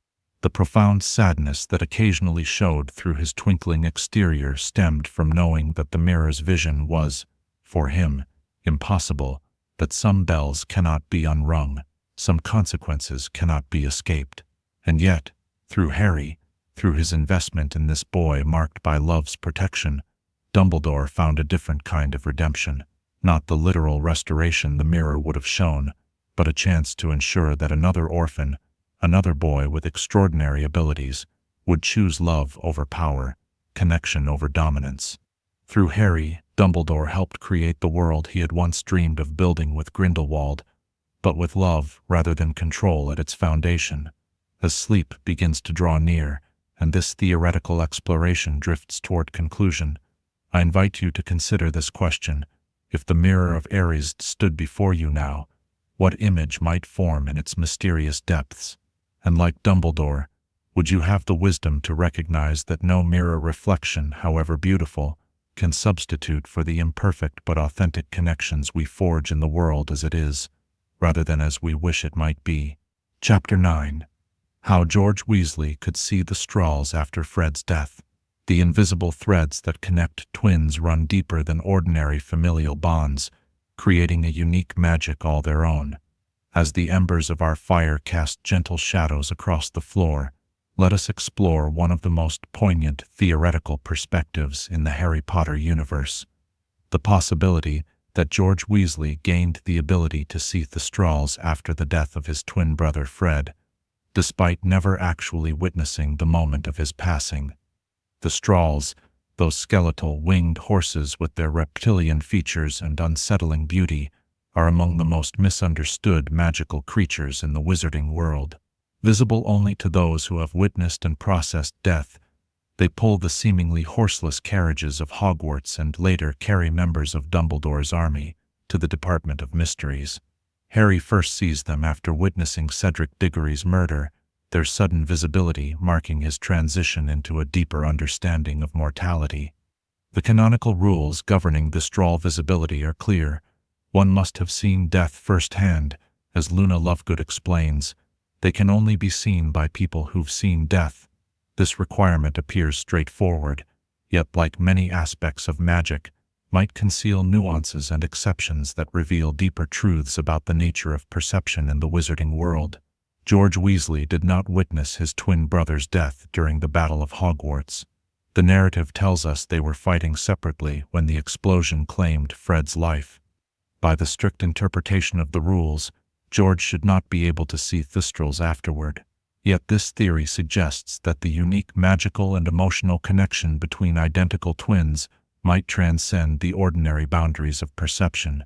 Consider the extraordinary nature of magical twins in the wizarding world. Fred and George shared not just identical DNA, but a magical resonance evident in their uncanny ability to finish each other's sentences, their synchronized spellcasting, and their complementary magical innovations. Their bond went beyond mere similarity into a form of magical symbiosis, rarely seen even in the extraordinary world of Harry Potter. Magical theory has long suggested that twins, particularly identical twins, share magical signatures that are nearly indistinguishable. Their magical cores vibrate at frequencies so similar that certain enchantments cannot tell them apart. Hence the difficulty the Marauders' map might have had distinguishing between them, or the fact that they could sometimes use each other's wands with unusual effectiveness. This magical connection might create a unique condition regarding the witnessing of death, though physically separated during the Battle of Hogwarts. What if George experienced Fred's death through their twin bond? What if, in the moment of Fred's passing, their shared magical signature created a kind of psychic echo, allowing George to witness his brother's death through their connection, even across the distance separating them? Imagine George in that terrible moment, perhaps feeling a sudden, inexplicable pain, a sense of something essential being torn away, a coldness spreading through half his being.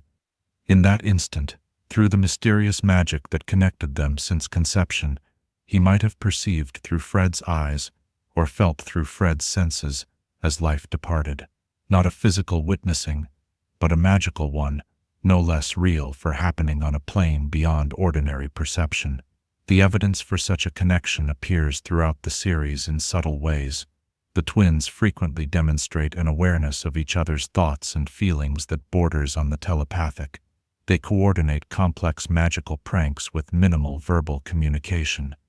They develop magical products together with a synchronicity, suggesting their magic flows in harmony.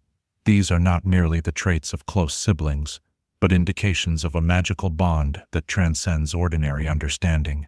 When George loses his ear to Snape's Sectum Sempra curse, Fred feels the loss acutely. His jokes about holiness masking genuine distress at his twin's injury. This physical empathy hints at a connection that might extend to the ultimate moment of separation, death itself. The transformative power of grief adds another dimension to this theory. After Fred's death, George was irrevocably changed. The loss of his twin altered him fundamentally, not just emotionally, but perhaps magically as well. In the wizarding world, where emotions can directly affect magical capability, as seen with Patronus charms changing form due to emotional upheaval, George's grief might have altered his magical perception in profound ways. Consider too how the ability to see the straws represents not just witnessing death, but processing and accepting it. Harry cannot see the creatures immediately after Cedric's death, but only after a summer of processing this trauma. Similarly, George's ability to see the straws might develop not in the immediate aftermath of Fred's death, but gradually, as he comes to terms with his loss, as the reality of Fred's absence becomes integrated into his understanding of the world. The single remaining ear takes on symbolic significance in this context. George's physical asymmetry after losing his ear foreshadows the deeper asymmetry to come, the loss of his twin creating a fundamental imbalance in his existence. This physical manifestation of incompleteness parallels the way the straws represent the visible manifestation of one's experience with death. Both are tangible reminders of loss, of something irrevocably changed. Imagine George returning to Hogwarts after the war, perhaps for the school's reopening or a memorial service. As he approaches the school gates, he sees the carriages for what they truly are for the first time. Not horseless, but pulled by these ethereal, haunting creatures. In this moment of recognition, the theory suggests, George would experience a complex emotional response. Shock at the creatures' sudden visibility, grief renewed at the reminder of what their appearance signifies, perhaps even a strange comfort in this confirmation that his connection to Fred transcended physical boundaries. J.K. Rowling never explicitly addresses whether George could see the straws after Fred's death, leaving this possibility in the realm of theory. Yet the question touches on fundamental aspects of twin magic, grief, and perception in the wizarding world. If magic is, at its core, about intent and emotion as much as incantation and wand work, then the profound emotional transformation wrought by Fred's death might well have affected George's magical perception in ways that transcend the usual rules. The implications extend beyond mere visual perception. If George could see Thustrals through his twin connection, what other aspects of Fred's experience might have transferred in that final moment? Did he feel the echo of the pain? Or conversely, did he sense Fred's final emotions, perhaps a joke half-formed, a fleeting happiness in the midst of battle? This transfer of experience might have provided George with crucial emotional information about his brother's passing that helped him process the loss. There's a certain poetic symmetry to this theory as well. The twins who lived as reflections of each other, who created magic that delighted and surprised, would have their bond recognized by magic itself in this final, profound way. The magical world would acknowledge what George already knew, that he and Fred were not entirely separate beings, but aspects of a magical whole, connected even across the boundary of death. For those who might argue that such an exception violates the established rules of dustral visibility, we might consider that magic in the wizarding world consistently reveals exceptions and nuances to its apparent rules. Lily's love protection, priori incantatem between brother wands, the unique properties of the Elder Wand, all represent magical phenomena that transcend ordinary understanding. Twin magic, particularly between twins as magically gifted as Fred and George, might well constitute another such exception. The psychological reality of twin loss adds another layer to this theory. Studies of twins in the Muggle world have documented extraordinary connections, twins separated at birth, who develop similar habits, identical twins who feel phantom pain when their sibling is injured, twins who report knowing instantly when something has happened to their counterpart. If such connections exist without magic, how much stronger might they be in twins whose very being is infused with magical energy? Imagine George in the years following the Battle of Hogwarts, rebuilding Weasley's wizard wheezes, creating new products, living a life that honors Fred's memory while forging ahead. The sight of the Strolls would serve as both wound and balm, a painful reminder of loss, but also confirmation that their connection transcended physical presence, that something of their twinship remained intact despite death's intervention. The theory takes on additional resonance when we consider how the Strolls themselves represent the misunderstood nature of death. Initially perceived as omens of misfortune, they are revealed to be gentle, intelligent creatures whose fearsome appearance belies their true nature. Similarly, George's grief for Fred might appear from the outside as simply absence and loss, while internally containing complex layers of continued connection and presence.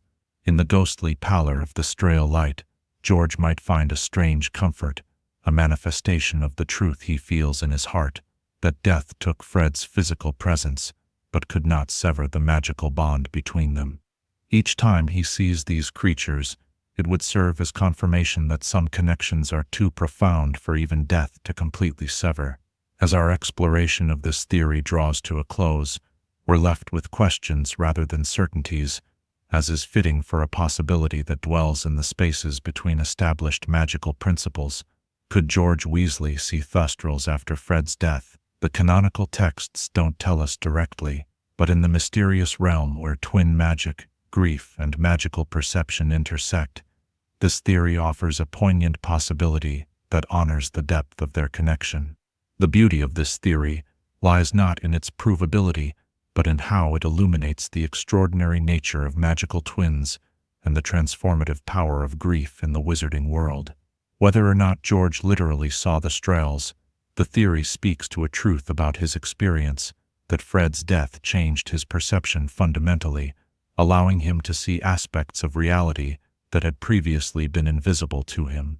As the night grows deeper and our theoretical musings give way to dreams, consider this question: in a world where love can protect against killing curses, where memories can be extracted as silvery threads, where patronuses take the form of lost loved ones, might not the bond between twins create its own unique magic in the face of death?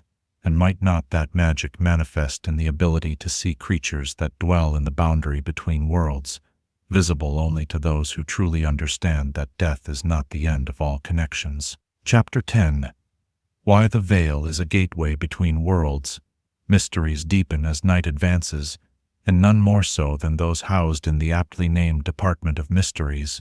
As we continue our journey through theoretical possibilities within the wizarding world, let us turn our attention to one of its most enigmatic artifacts, the ancient stone archway, with its tattered black veil that seems to flutter in a wind no living person can feel. Tonight we explore the compelling theory that this veil represents not merely a barrier between life and death, but a functional gateway between distinct realms of existence. The veil makes its only appearance in Harry Potter and the Order of the Phoenix, situated in the death chamber of the Department of Mysteries. Its description is haunting in its simplicity: a crumbling stone archway, unsupported by surrounding walls, with a tattered black curtain gently moving as though disturbed by a breeze. Most telling are the voices that certain characters can hear emanating from beyond the veil, whispers and murmurs that seem to call from somewhere just out of reach. What makes this artifact particularly intriguing is its selective effect on different characters. Harry and Luna Lovegood hear the whispers clearly, while others, like Hermione, perceive nothing unusual. This pattern of perception parallels that of Thustrals, visible only to those who have witnessed and processed death. Harry, having seen Cedric die, and Luna, having witnessed her mother's passing, share this heightened awareness of death's presence, suggesting the veil's connection to mortality. Yet the canonical text offers little direct explanation of the veil's true nature or purpose. We know only that Sirius Black falls through it during the battle with Bellatrix Lestrange and is considered irretrievably lost afterward. No body is recovered, no funeral is held. Sirius simply vanishes, as though he stepped from one world into another. This absence of explanation invites us to consider the theoretical possibilities. What if the veil is not merely a boundary or symbol, but an actual portal, a doorway linking the world of the living to another realm? This gateway theory suggests that the veil represents a rare point of intersection between different planes of existence, a place where the barriers between worlds grow thin enough to permit passage. Ancient magical traditions across cultures speak of such liminal spaces, locations where the boundaries between realms become permeable. Stone circles, crossroads, caves reaching deep into the earth.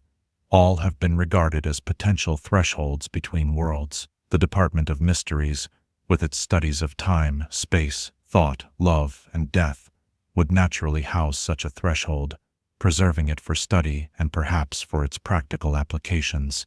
Consider the archway's description: stone, ancient, standing unsupported. These characteristics suggest extreme age and magical stability. The architecture evokes megalithic structures like Stonehenge, which many magical traditions associate with astronomical alignments and supernatural gateways. The veil itself, tattered and black, ripples without physical cause, behaving more like the surface of an event horizon than ordinary fabric, a visual manifestation of the boundary between states of being. The whispers heard by those familiar with death provide our most direct evidence of the gateway theory. These are not random sounds but voices, suggesting consciousness, intention, communication. They seem to originate from whatever exists on the other side of the veil, entities with awareness attempting to reach across the boundary. Luna and Harry's ability to hear them indicates a connection not just to death as concept, but to whatever continues beyond death, the realm to which the gateway leads. If we accept the premise that the veil functions as a gateway, several interpretations become possible regarding its destination.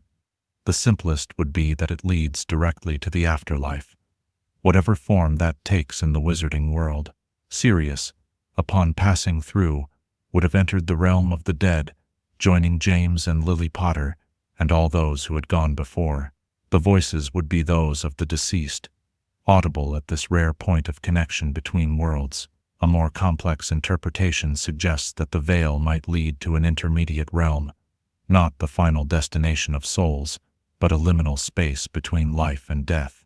In many mythological traditions, such intermediate realms exist: the Greek asphodel fields, the Celtic otherworld, or various conceptions of purgatory or bardo states. The veil might connect to such a transition realm, explaining why the voices seem to linger near the boundary, rather than having moved on completely.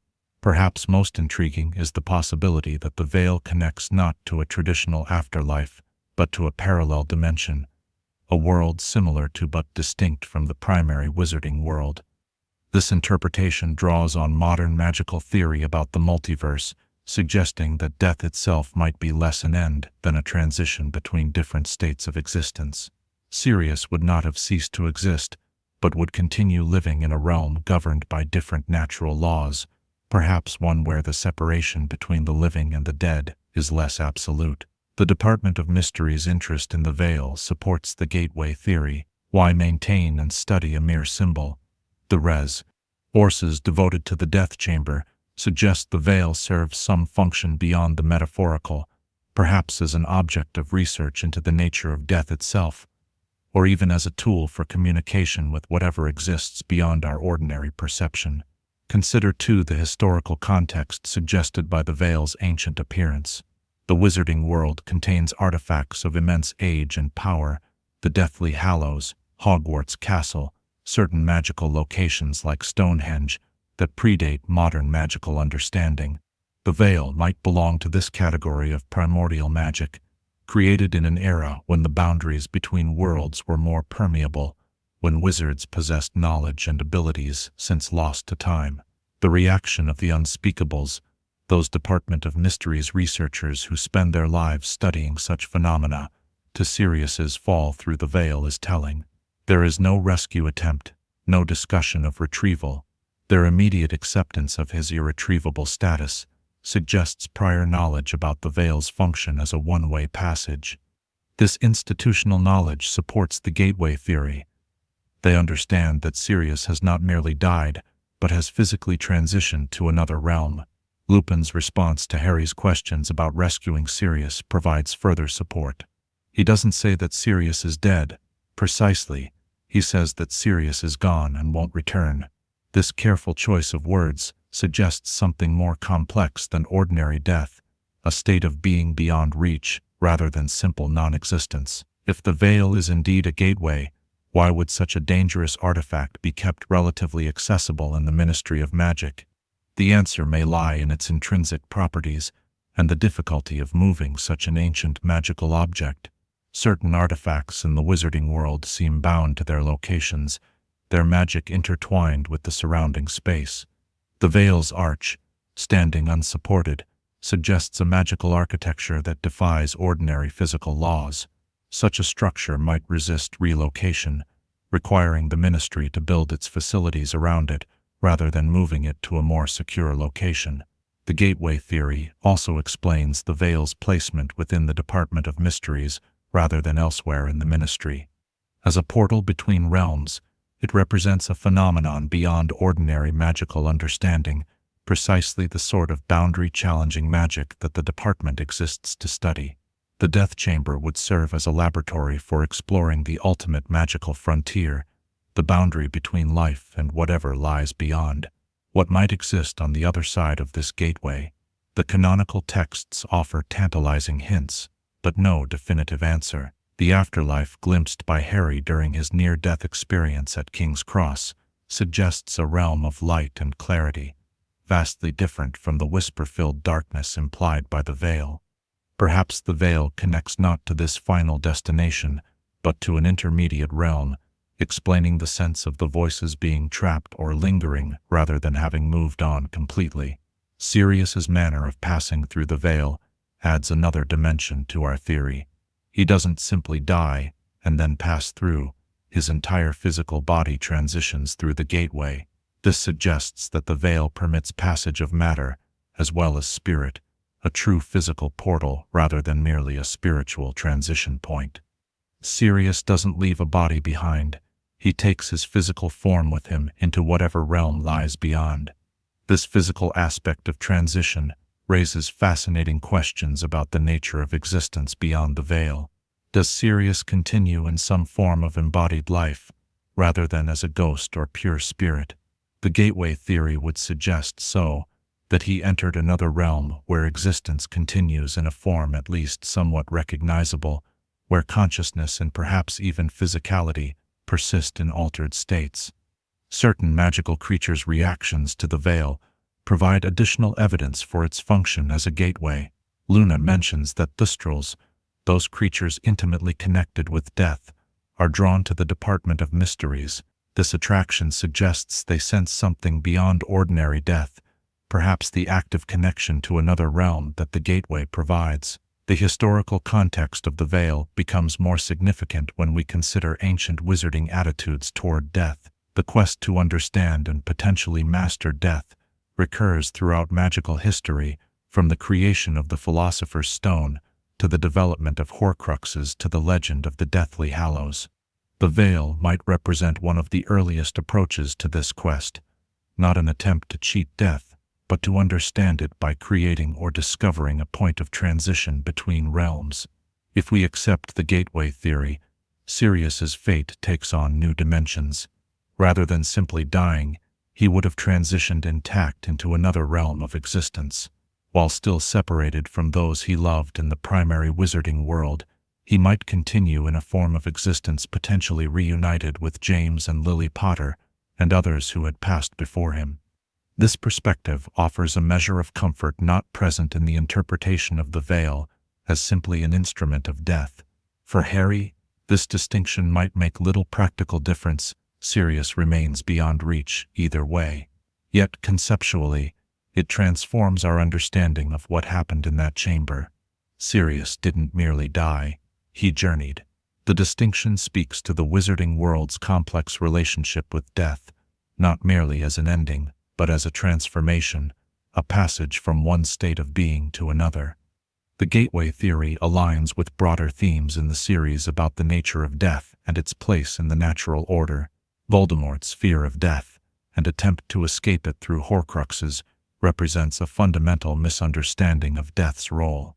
Dumbledore's perspective, that death is but the next great adventure, better aligns with the concept of the veil as a gateway between realms.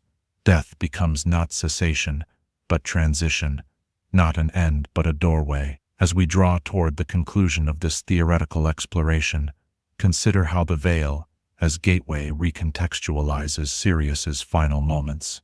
His expression of shock and fear gives way to something else as he falls, a release, perhaps even a recognition. If at the moment of transition he glimpsed what lay beyond, his passage might have included a flash of understanding about the nature of this next great adventure. The continued movement of the veil after Sirius passes through suggests ongoing activity. The gateway remains open, the connection between worlds maintained. The whispers continue, hinting at conscious beings on the other side attempting to communicate across the boundary. The veil flutters in its unfelt breeze, marking the point where two realms touch but never quite merge. As our contemplation of this theory nears its end, we're left with a vision of the veil not as an instrument of finality, but as a threshold of possibility. A rare point in the magical world where the boundaries between states of being become thin enough to cross, not merely a symbol of death, but a literal passage to what lies beyond, a doorway standing between worlds since ancient times, preserved and studied by those who seek to understand the deepest mysteries of existence. As the night grows late and sleep approaches, consider this question: if the veil truly is a gateway between worlds, what might exist on the other side?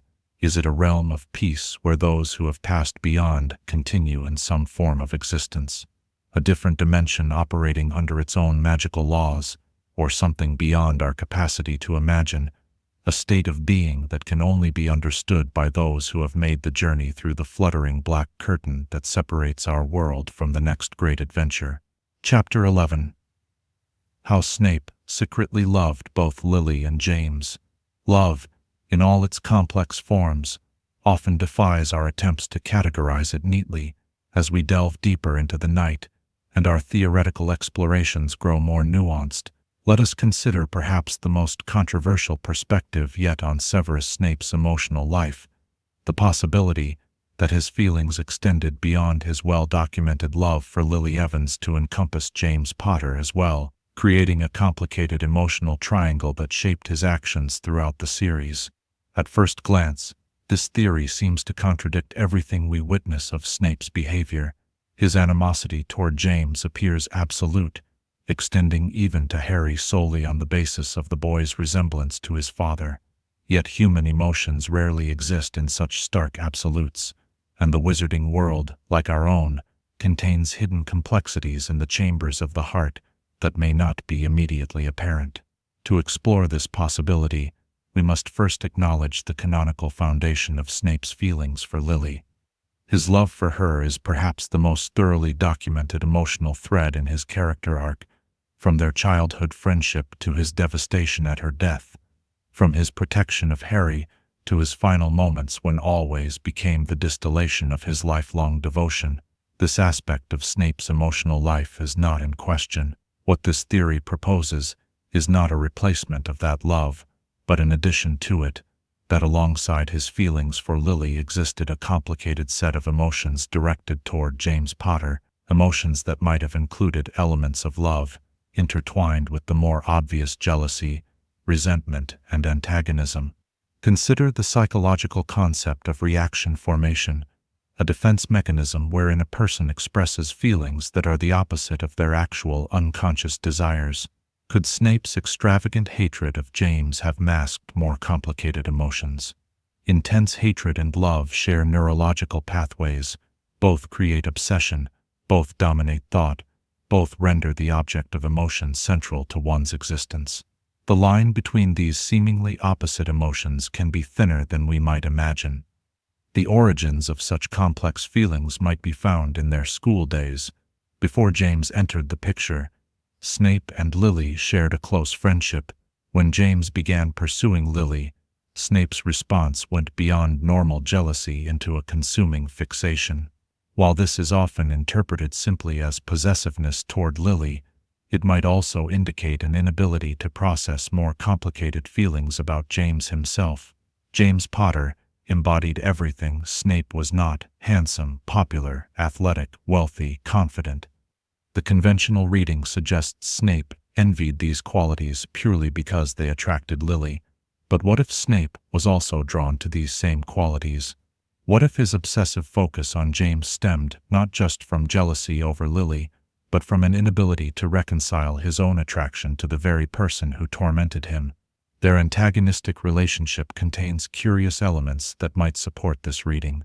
The intensity with which the teenage Snape focused on James's transgressions, his apparent encyclopedic knowledge of James's movements and activities, his ability to recall specific instances of James's misbehavior years later when speaking to Harry, these suggest an obsessive attention that went beyond mere animosity. Consider too Snape's complex relationship with Harry. While much of his cruelty toward Harry is attributed to the boy's resemblance to James, there are moments that hint at something more nuanced. Snape's protection of Harry, while explained as honoring Lily's memory, often takes forms that suggest a complicated relationship with James's legacy as well. He saves the life of James's son repeatedly, preserves James's most prized possession, the invisibility cloak, by delivering it to Dumbledore for safekeeping, and ultimately sacrifices himself for the cause that James died defending. Most telling is Snape's reaction when Harry accidentally views his worst memory in the pensieve, the moment when James publicly humiliated him after their OL exams. Snape's rage at this invasion of privacy is disproportionate even considering the humiliation involved. His reaction suggests not just anger at having his trauma exposed, but perhaps fury at having more complicated emotions revealed. The vulnerability, confusion, and conflicted feelings that might have existed alongside his hatred. The always memory itself, often interpreted solely as evidence of Snape's love for Lily, contains an intriguing element. When asked by Dumbledore if he had grown to care for Harry, Snape conjures his doe Patronus, matching Lily's, and states always. But consider the full context. Harry is both Lily's and James's child, carrying aspects of both parents. Could always encompass more complex feelings than are immediately apparent. Might it refer not just to Lily, but to the entirety of what she represented, including her connection to James? Even Snape's treatment of Lupin and Sirius in adulthood offers potential evidence. His hatred toward them seems inextricably linked to their connection with James. Yet hatred alone doesn't fully explain his obsessive focus on exposing Lupin's condition or his explosive reaction to Sirius's escape. These men represented connections to James that Snape himself lacked: friendship, acceptance, shared history. His fixation on them might reflect not just lingering resentment, but a complicated envy of their place in James's life. The way Snape treasures and protects memories related to both Lily and James is particularly revealing. He maintains vivid, detailed recollections, not just of Lily, but of James as well. His transgressions, his mannerisms, even the specific hexes he used. While Snape presents these as evidence of James's cruelty, the precision and emotional charge with which he preserves these memories suggests they hold significance beyond simple hatred. Snape's final request to look into Harry's eyes, Lily's eyes in James's face, takes on new meaning through this theoretical lens. In his dying moments, he sought connection not just with Lily's memory, but with the visual synthesis of both Lily and James, embodied in their son. It was as close as he could come to acknowledging the complex emotions that had defined his life. If we accept this theory, even provisionally, it transforms our understanding of Snape's arc throughout the series. His protection of Harry becomes not just atonement for Lily's death, but a complex tribute to both Potters. His antagonism toward Harry reflects not just displaced hatred for James, but the pain of confronting physical evidence of a relationship he coveted from multiple angles.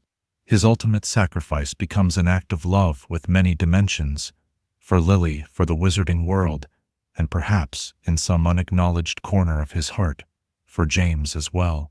This interpretation doesn't excuse or justify Snape's cruelty, particularly toward Harry. Rather, it offers a more nuanced understanding of its psychological origins. A Snape who could not accept or process his complicated feelings for both Lily and James would be a man in perpetual emotional conflict, expressing through bitterness and sarcasm the pain of desires he could neither fulfill nor fully acknowledge. The relationship between Snape and the Potters has often been described as a love triangle, with James and Snape competing for Lily's affections. This theory suggests a more complex geometric shape, a triangle where every point connected to the others, where Snape's emotions flowed not just toward Lily, but toward James as well, creating a knot of feelings too tangled to unravel even in his own understanding. From a narrative perspective, this reading aligns with the series' broader themes about the complexity of human nature. Throughout the books, characters reveal depths and contradictions that defy simple categorization. Sirius's recklessness stems from both courage and trauma. Dumbledore's wisdom carries the shadow of youthful arrogance. Draco's cruelty masks fear and doubt. Why, then, should Snape's emotional life be any less complex? His capacity for love, revealed as his defining quality, might naturally extend beyond a single recipient, especially when those recipients were as intimately connected as Lily and James. Culturally, this theory also resonates with the historical context of Snape's generation, coming of age in the 1970s, a time of shifting attitudes towards sexuality and relationship structures. The wizarding world, while conservative in many ways, seems to exist somewhat adjacent to Muggle social norms. In such a context, complicated feelings toward multiple people would not be unusual, though the ability to acknowledge such feelings might still be constrained by personal and social expectations. As we near the end of this theoretical exploration, it's worth considering how this reading might alter our understanding of Snape's famous last word, always. Typically interpreted as referring solely to his love for Lily, this single word might actually contain multitudes, encompassing the entirety of his complicated emotional life, his tangled feelings for both Lily and James, the lifetime he spent caught between hatred and love, resentment and admiration, antagonism and protection. If love is, as Dumbledore suggested, the most powerful magic of all, then perhaps Snape's complicated love, extending beyond the conventional narrative to encompass both Lily and James in different ways, represents the true depth of his magical capacity. His tragedy lies not just in losing Lily, but in never being able to fully understand or express the complexity of his own heart. As midnight approaches and this theoretical journey draws toward its conclusion, I invite you to consider this question: if Snape's emotions toward James Potter contained elements of unacknowledged love alongside the more obvious hatred, how might that reshape our understanding of his protection of Harry, the living embodiment of both Lily and James? And what might it suggest about the nature of love itself, its ability to exist in contradictory forms, to survive alongside seemingly opposite emotions, to express itself in ways that even its bearer might never fully comprehend? Chapter 12. Why Hogwarts Castle is alive and sentient. Magic settles into the stones of ancient places, accumulating like sediment over centuries, transforming mere structure into something more profound. As our journey through theoretical possibilities reaches its final chapter, let us contemplate perhaps the most encompassing theory of all, that Hogwarts Castle itself possesses a form of consciousness, an emergent sentience born from generations of magical habitation and intention. The canonical text never explicitly states that Hogwarts is alive, yet scattered throughout the 7 books are tantalizing hints that the castle is more than merely enchanted. Moving staircases that seem to respond to student needs, rooms that appear and disappear at will, corridors that rearrange themselves according to inscrutable patterns. These architectural anomalies suggest an intelligence directing what might otherwise appear as random magical phenomena. Consider first the physical manifestations of Hogwarts' potential sentience. The moving staircases are often described not merely as mechanical enchantments, but as having apparent intentionality. They don't simply move on predetermined schedules but seem to respond to situations, sometimes helpfully guiding students to their destinations, other times playfully or mischievously leading them astray. During moments of danger, the staircases have been known to create direct paths for those in need, suggesting a form of situational awareness. More compelling still is the Room of Requirement, perhaps the clearest evidence of the castle's responsive nature. This extraordinary chamber transforms itself based on the needs of those seeking it, providing exactly what is required, whether a classroom for Dumbledore's army, a vast storage space for hidden objects, or a simple bathroom. The room's abilities suggest more than mere enchantment. It demonstrates both awareness of human intention and the capacity to respond appropriately. As Dobby explains to Harry, it is a room that a person can only enter when they have real need of it. Sometimes it is there, and sometimes it is not. But when it appears, it is always equipped for the seeker's needs. The castle's apparent awareness extends beyond these obvious examples. Throughout the series, we encounter instances where Hogwarts seems to react to the emotional states and needs of its inhabitants. Hidden passageways reveal themselves to students in distress, providing escape routes from pursuers. Corridors seem to shorten for those running late to class while lengthening for those seeking to delay their arrival. Windows admit precisely the right quality of light for particular moods or occasions. While these subtle accommodations might be attributed to specific enchantments, their collective pattern suggests something more cohesive, a holistic awareness of those dwelling within the castle's walls. During times of danger, this awareness becomes more pronounced. When Umbridge attempts to usurp the headmastership, the castle actively resists her. The gargoyle guarding the headmaster's office refuses her entry. Rooms become uncooperative, and the very atmosphere of the school seems to reject her authority. Conversely, during the Battle of Hogwarts, the castle appears to aid its defenders, providing strategic advantages and occasionally seeming to direct the flow of combat away from the most vulnerable students. The portraits that line Hogwarts halls offer another avenue for theoretical exploration. While each portrait maintains its individual personality, they function collectively as something akin to a distributed nervous system throughout the castle. They observe, communicate with each other, and interact with the living inhabitants. This network of magical consciousness might serve as both sensory apparatus and memory storage for the greater entity that is Hogwarts itself. Similarly, the house elves who maintain the castle might be understood as something like a cellular maintenance system, attending to the needs of the greater organism while simultaneously serving its human inhabitants.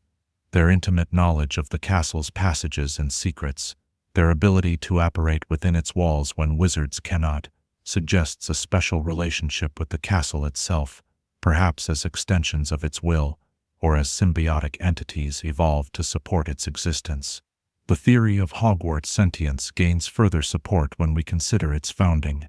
Created by four of history's most powerful wizards and witches, Godric Gryffindor, Helga Hufflepuff, Rowena Ravenclaw, and Salazar Slytherin, the castle would have been imbued from its inception with extraordinary magical energy and intention.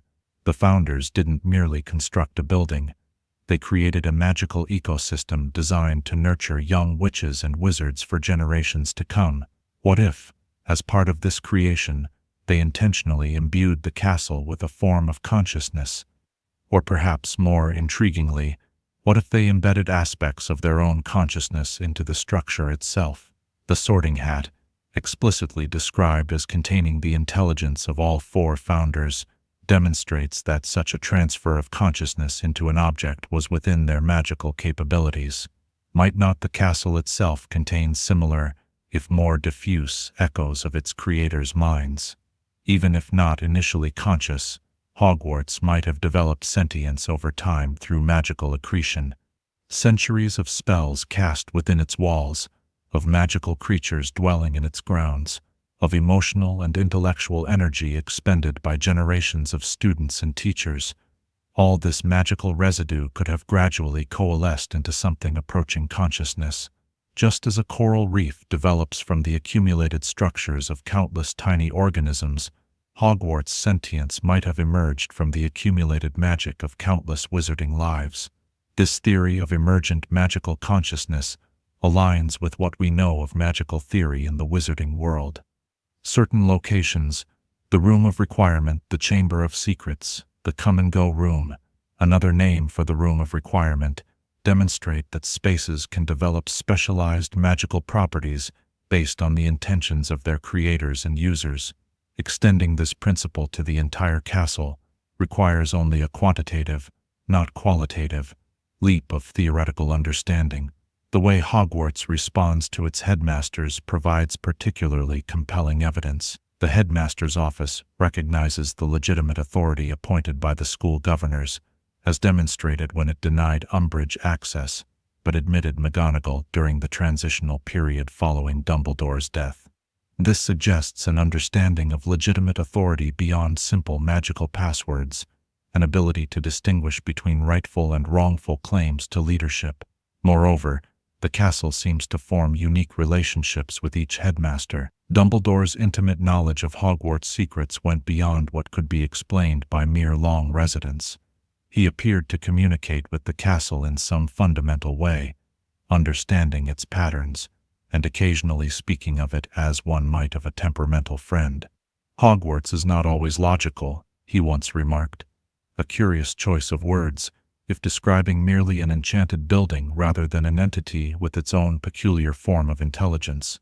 If we accept the possibility of Hogwarts sentience, what form might this consciousness take? Certainly not human intelligence, as we understand it. Rather, it would be something both more diffuse and more focused, a consciousness distributed throughout stone and mortar, portrait and staircase, existing simultaneously in all parts of itself, without the limitations of a centralized brain. Its thought processes would operate on timescales both longer and shorter than human cognition, capable of century-long contemplation, while simultaneously attending to thousands of immediate needs throughout its structure.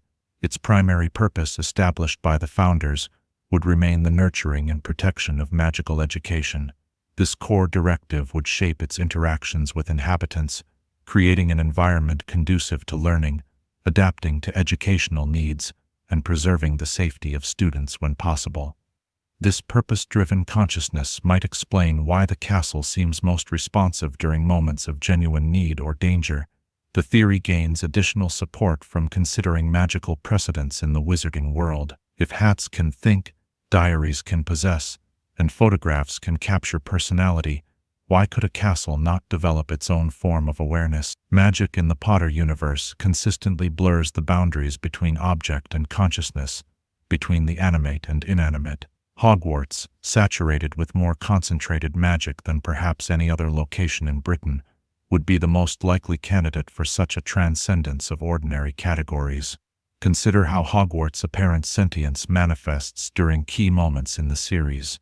When the Chamber of Secrets is opened, the castle seems to grow more ominous, its corridors darker, its atmosphere heavy with foreboding.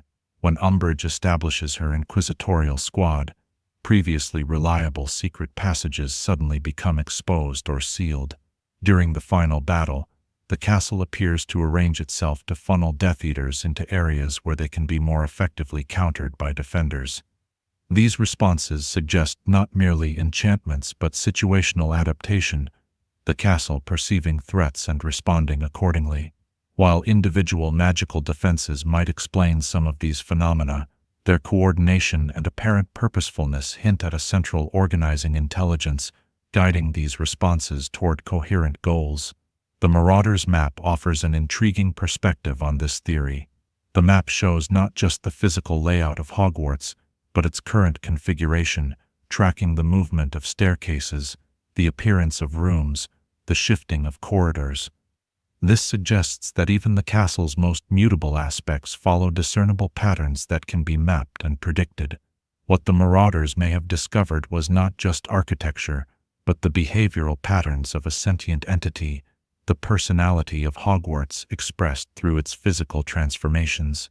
If Hogwarts possesses consciousness, how might it perceive its human inhabitants? Perhaps as transient presences moving through its eternal being, brief but significant participants in its ongoing existence. Students might register as patterns of energy and intention, their magical signatures recognizable and categorizable.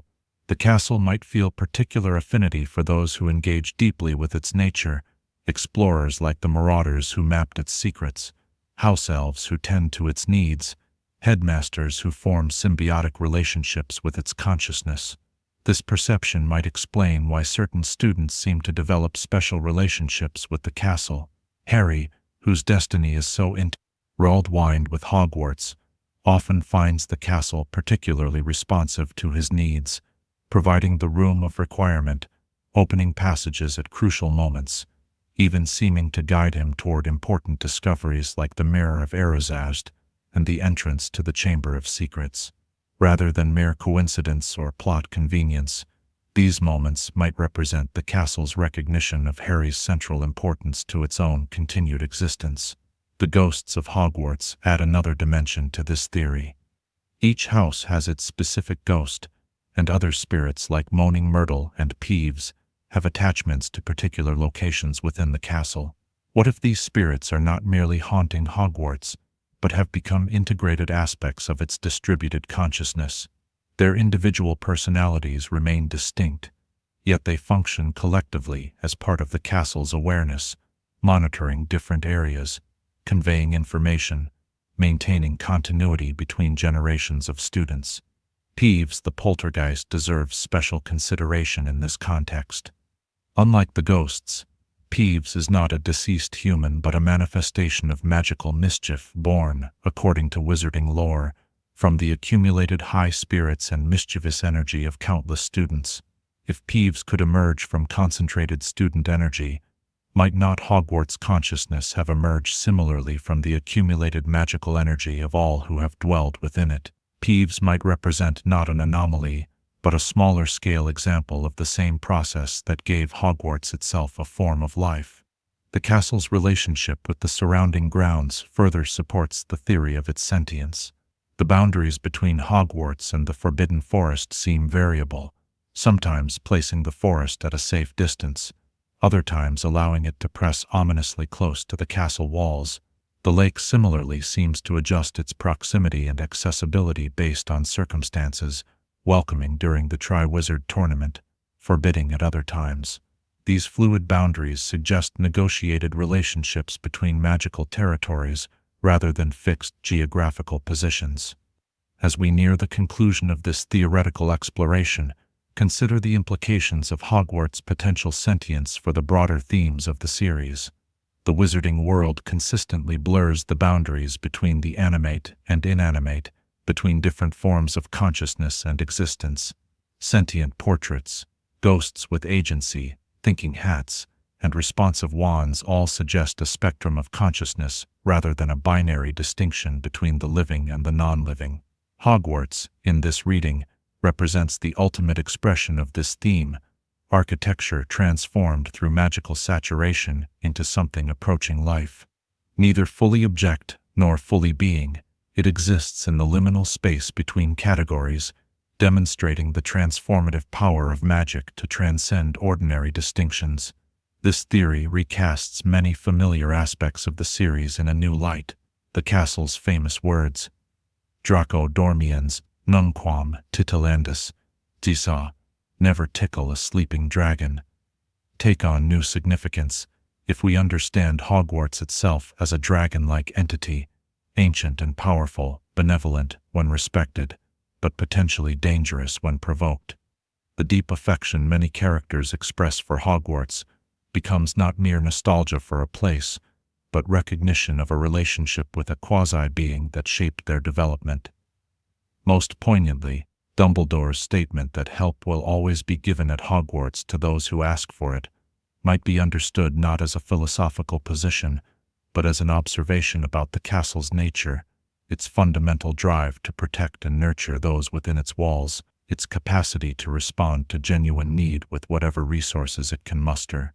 As our journey through this theory reaches its end and night deepens toward dawn, consider this final question. If Hogwarts Castle does indeed possess a form of emergent consciousness, shaped by centuries of magical habitation and purposeful creation, how might this change our understanding of the relationship between consciousness and environment? Might the places we inhabit, particularly those filled with intense human experience over generations, develop their own forms of awareness, their own patterns of response to our needs and intentions?